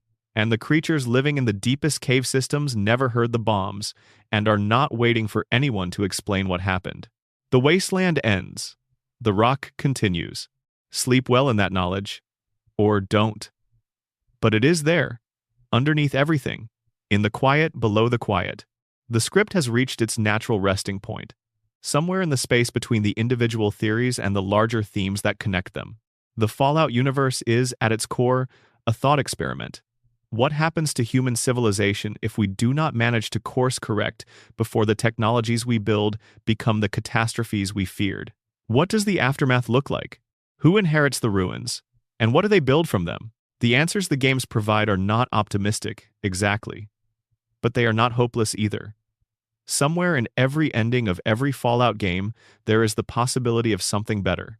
Not a clean slate, that is what the Enclave wanted, and the clean slate required exterminating everyone on the surface. Not a perfect system, the Brotherhood and the Institute both believe they have perfect systems, and both of them are wrong in specific and costly ways. Something better in the sense of a little less cruel than before, a little more considered, a little more likely to ask, before it acts, what the consequences might be for the people who have no say in the decision. That is, in the Fallout universe's quietly modest vision, what progress looks like. Not triumph, not redemption. Small improvements maintained by people who chose to care about them, against the persistent gravity of all the old programs still running. It is enough. It has to be enough. The vaults are quiet. The radio is playing something old and sweet. Sleep well. Number bonus section, holotapes, terminals, and the voices of the dead. There is a specific and particular kind of grief that the Fallout universe produces that no other post-apocalyptic setting quite manages to replicate. It is not the grief of looking at ruins. Ruins are everywhere in fiction, bombed-out cities, crumbling monuments, the debris of civilizations that rose and fell. You can find that anywhere. The grief of ruins is real, but it is impersonal. You can stand in front of a ruined building and feel sad about what it represents without feeling sad about any specific person. The Fallout universe adds something else. The holotapes. Holotapes are the Fallout universe's dominant personal media format, small data storage devices that can hold audio recordings, video, documents, anything that a person chose to record and preserve. They are everywhere in the wasteland. In vault lockers and raider camps and pre-war homes and collapsed office buildings and sealed bunkers and the personal effects of every skeleton you walk past. They are the residue of a civilization's personal life, the things that people thought were worth recording, or that happened to be recording when something terrible happened. The holotape entries that players find across the Fallout games are not, by and large, the records of important people. The significant historical figures of the pre-war world left their marks in terminal entries and government documents and broadcast recordings. The holotapes are from people who were not significant. People who were, by the measures that the pre-war world used to assign significance, ordinary. Who left recordings of birthday parties and recipe ideas and arguments with their spouses and confessions they could not make to anyone's face, and final messages that they recorded because they knew the bombs were coming and they wanted to say something to someone even if there was no one to hear it. These recordings, played on a Pip-Boy 200 years after they were made, in the ruins of the world they were made in, produce something that is hard to describe accurately, but that players consistently report as one of the most affecting features of the Fallout games. The people who made them are gone. Everything they cared about is gone. The people they addressed these recordings to are gone.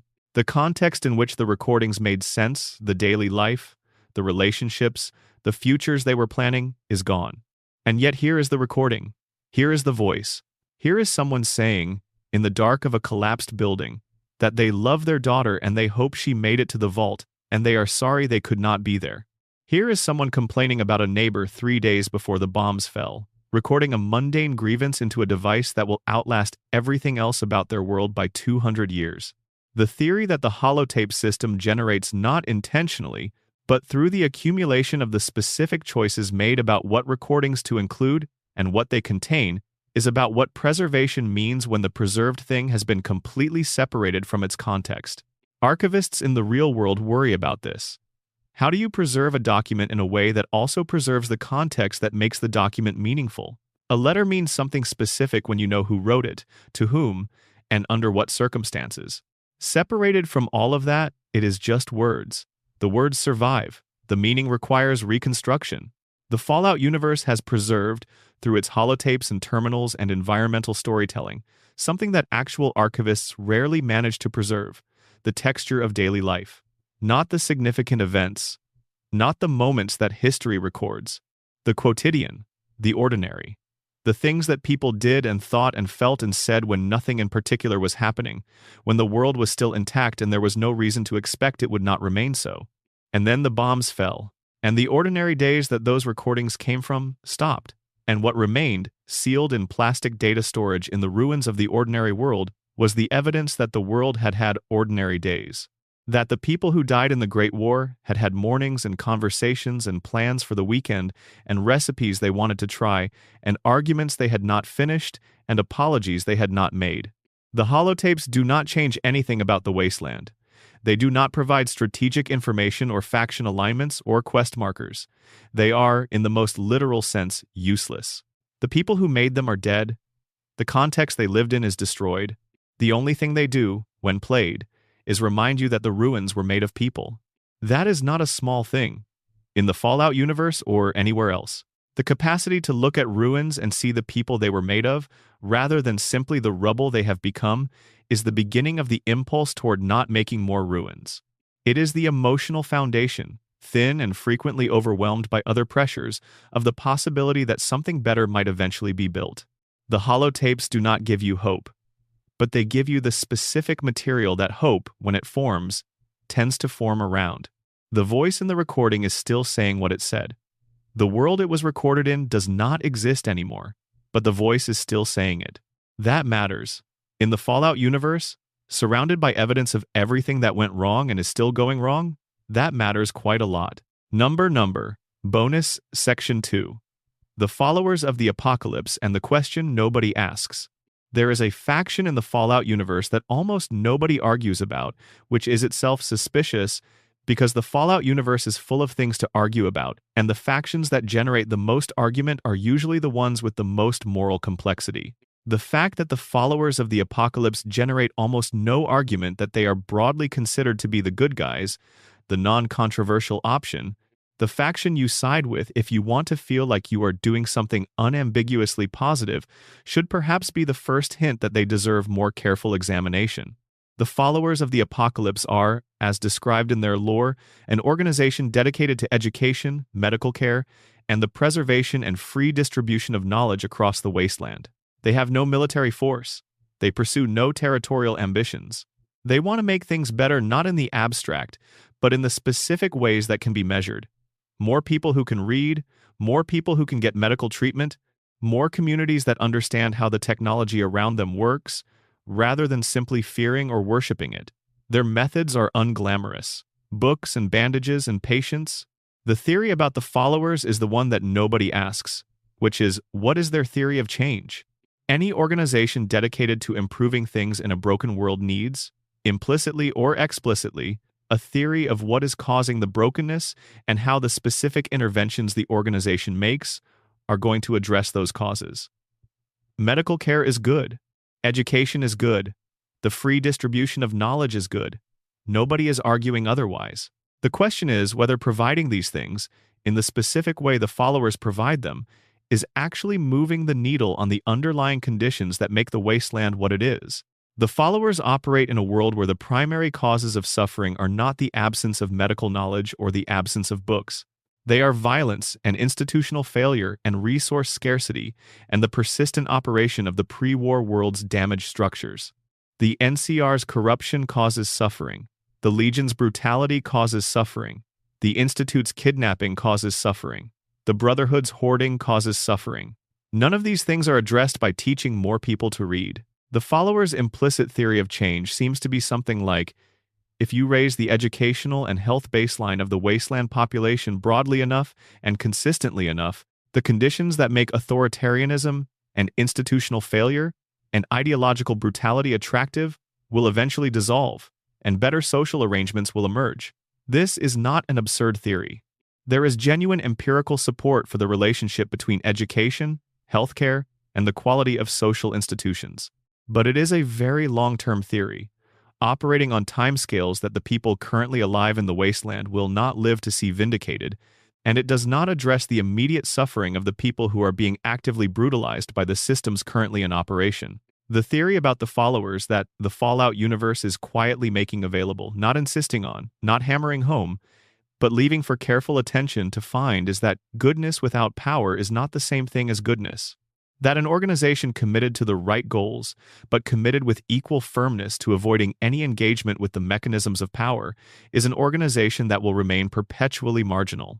That the people the followers help are better off for being helped, and the followers are better people for being helpers, and the wasteland is slightly less terrible for their presence, and none of that changes the structural conditions that will produce the next generation of the same suffering.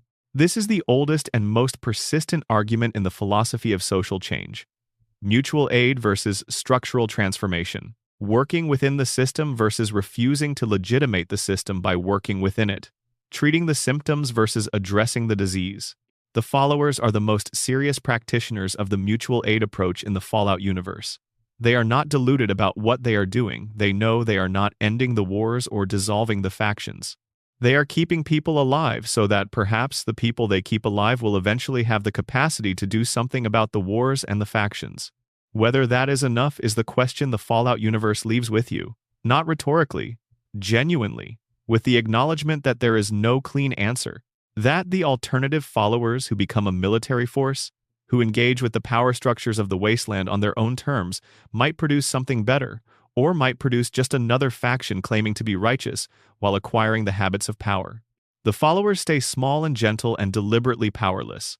They hand out medicine and books on roads that raiders use and that the NCR barely controls and that the Brotherhood ignores. They keep doing it. Whether that is heroism or resignation, the Fallout universe trusts you to decide. Number, bonus section 3, the robots who outlive their makers. There is a Protectron in a collapsed department store somewhere in the capital wasteland who is still trying to assist customers.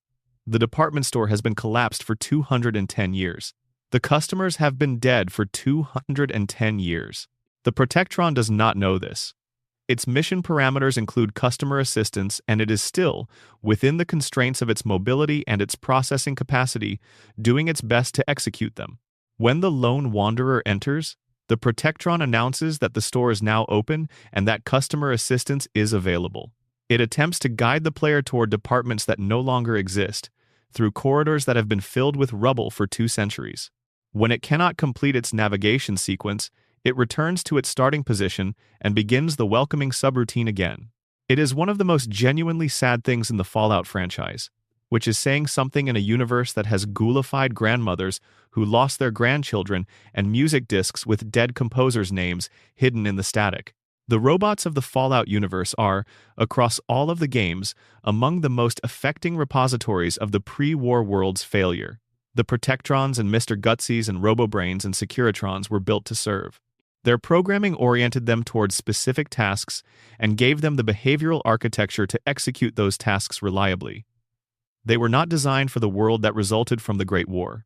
They were designed for the world that produced the Great War, the world in which their tasks made sense and their manufacturers were still in business and the customers they were supposed to assist were still alive. And then the bombs fell, and the robots kept running. And because no one authorized to update their programming gave them new instructions, they kept running the old ones. The Mr. Gusty units patrolling areas of the wasteland are looking for pre-war threats, security risks to properties and neighborhoods that no longer have owners or residents. The Robobrains in certain military installations are still executing the last orders they received, which in some cases were orders issued hours before the bombs fell by officers who died in the initial strikes. The sentry bots guarding pre-war facilities are guarding those facilities against intruders on behalf of organizations that ceased to exist 200 years ago. The theory that the robots collectively embody is the one that the Fallout universe returns to most consistently: the persistence of purpose after the context that gave purpose meaning has ended. The robots are not tragic because they are malfunctioning. They are tragic because they are functioning perfectly. They are doing exactly what they were designed to do. The problem is that what they were designed to do has no meaningful relationship to the world they are now doing it in. This is, in miniature, the same thing the Enclave is doing, the same thing the Brotherhood is doing, the same thing Caesar is doing and the Institute is doing, And in some ways, the NCR is executing the programming of the old world in a new world that requires different programs, and nobody quite knows how to write them. The Protectron's welcoming subroutine is still running. The department store has been rubble for 210 years. Somewhere between those two facts is the heart of everything the Fallout universe is trying to say. The night is very long in the wasteland, and very quiet when you find the right moment and the right place to sit in it.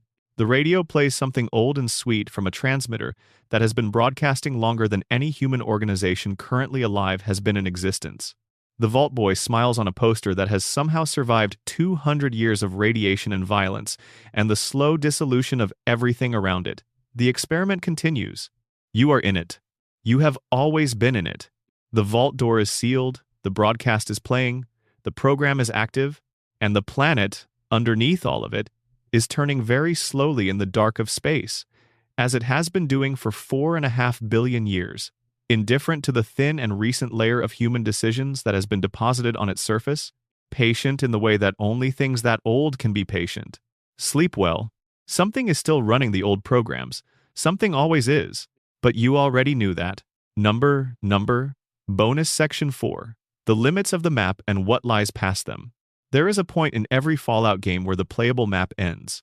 You are walking, and the terrain keeps going hills or desert or water or forest, and then you hit an invisible wall, and the game tells you that you cannot go further, and you are returned to the world the game has defined for you. This is a practical necessity. Maps have to end somewhere. The computing resources required to simulate an infinite wasteland do not exist. But within the fiction of the Fallout universe, the map ending is also a kind of statement. It is saying, we know about this much of the world. Past this point, we do not know. The post-war world of Fallout is, by the time of the games, a world that has been largely re-explored in certain regions. The NCR controls significant territory in California. The Mojave Wasteland has been mapped and inhabited. The Commonwealth has its settlements and its railroad networks and its factions.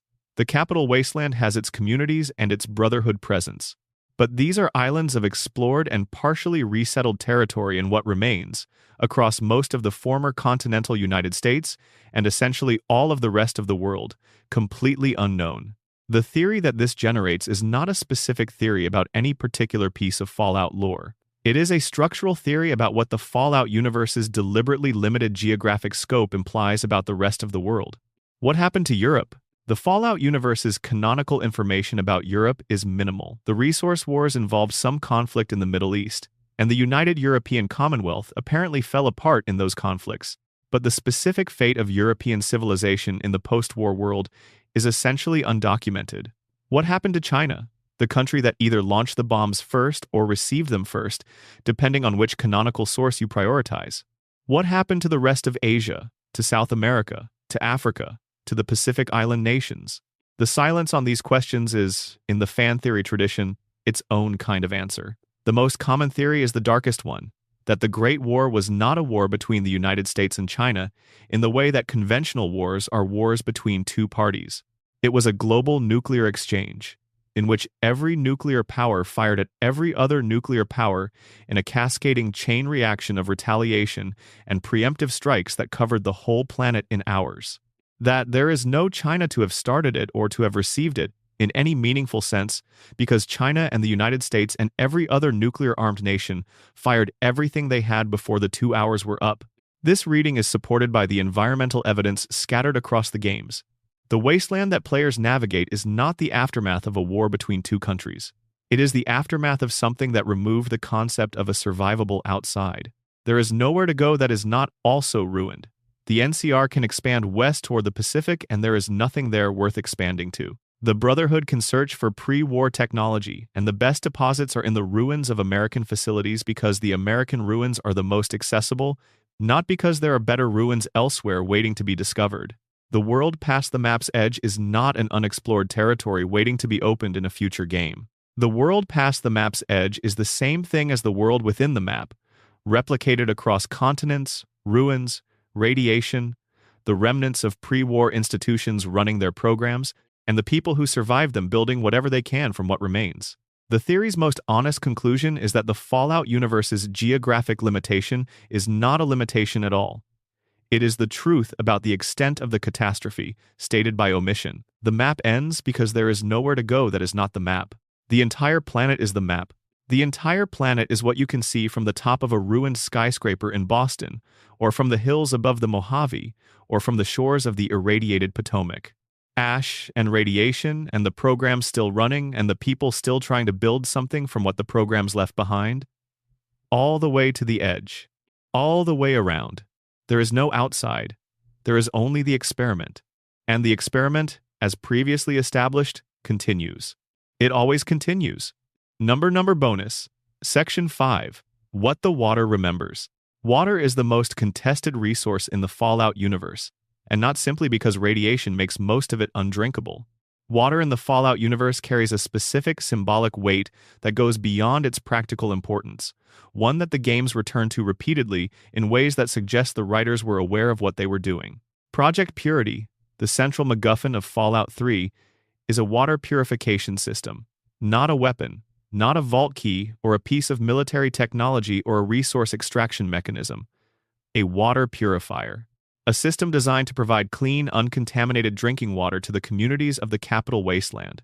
James built it because he believed that access to clean water was the foundational precondition for any genuine rebuilding of civilization, that everything else, every other improvement, was contingent on the communities of the wasteland first having this most basic thing addressed. The Enclave wanted to use the same infrastructure to distribute their modified FEV into the water supply. The Brotherhood wanted to control access to the technology the purifier represented. The Raiders wanted to control the resources it would generate. Every faction in the Capital Wasteland had a plan for Project Purity, and most of those plans had nothing to do with actually providing clean water to the people who needed it. This is the theory the game encodes in the structure of its central conflict. The thing that is most needed is the thing that is most contested. Not because the most powerful actors in the Wasteland genuinely want the best outcomes for the most people, but because control over the most needed thing is the most effective form of control available. Water is the leverage. Whoever controls the water controls the people who need it. This is not a post-apocalyptic insight, it is a pre-apocalyptic one, documented in human history from the irrigation-based civilizations of Mesopotamia through every subsequent period in which access to water has been used as a tool of political and economic control. The Great War did not create this dynamic.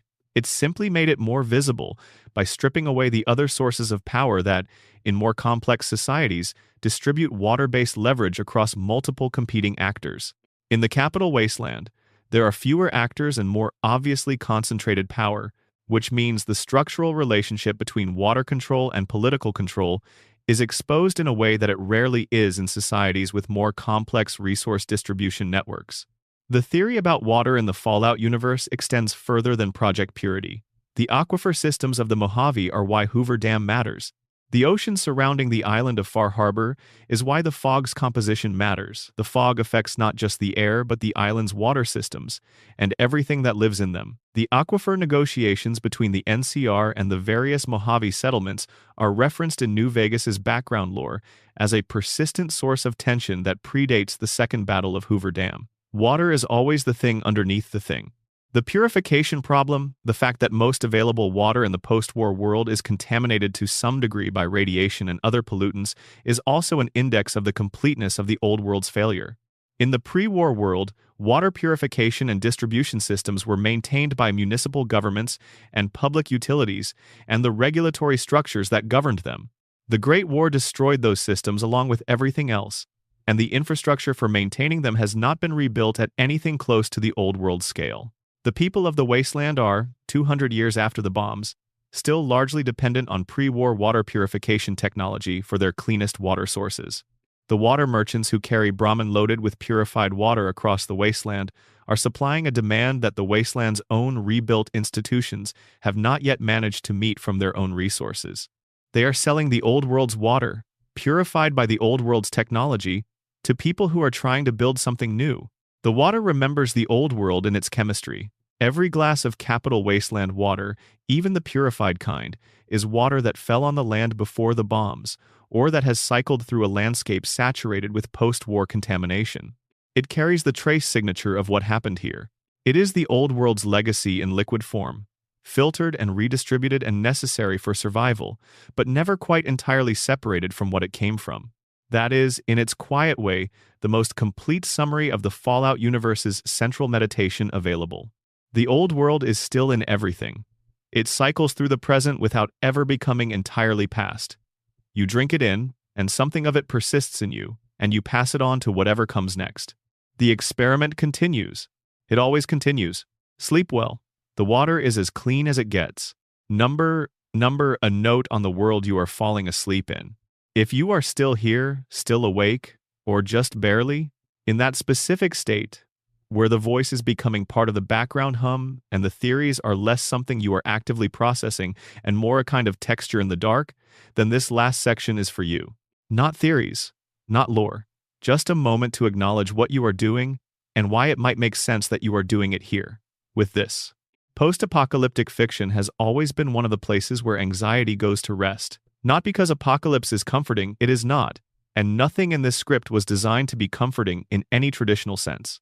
But because there is something about the extreme clarity of a post-apocalyptic world that produces a kind of relief. In the wasteland, the questions are hard, but they are clear. Find water, find food, find shelter. Decide which faction represents the least bad version of the future you can access from where you are standing.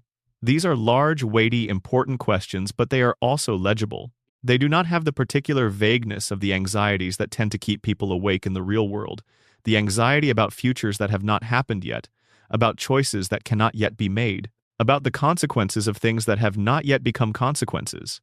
The wasteland has already happened. The worst thing has already occurred. The bombs fell 200 years ago, and everything after them is just the work of building from what remains.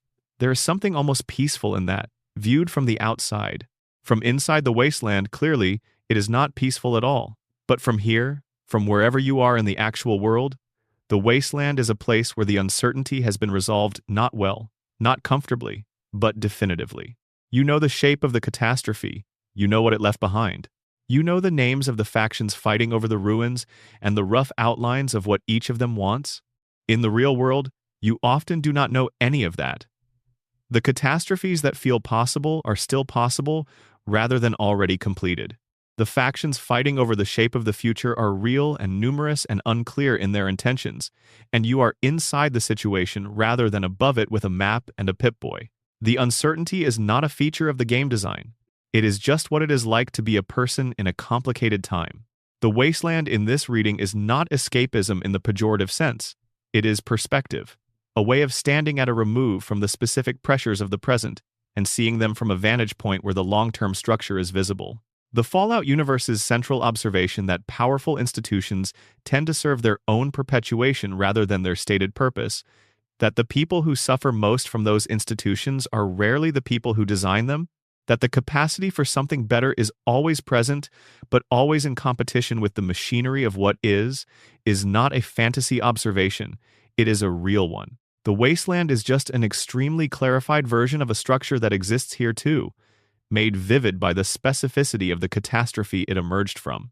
You are falling asleep to a 3-hour meditation on the ways that systems outlive their purposes, and the people who try to build something better from the ruins of the old ones. This is, at some level, a thing worth falling asleep to. Not because the wasteland is a good place, but because thinking carefully about how bad places come to exist, and what they leave behind, and what the people who inherit them do with what they find, that is not a waste of the hours between waking and sleeping. It is the work. Sleep well. The programs are still running. The experiment continues. And somewhere out there, in a vault that was never supposed to open, someone is about to open a door.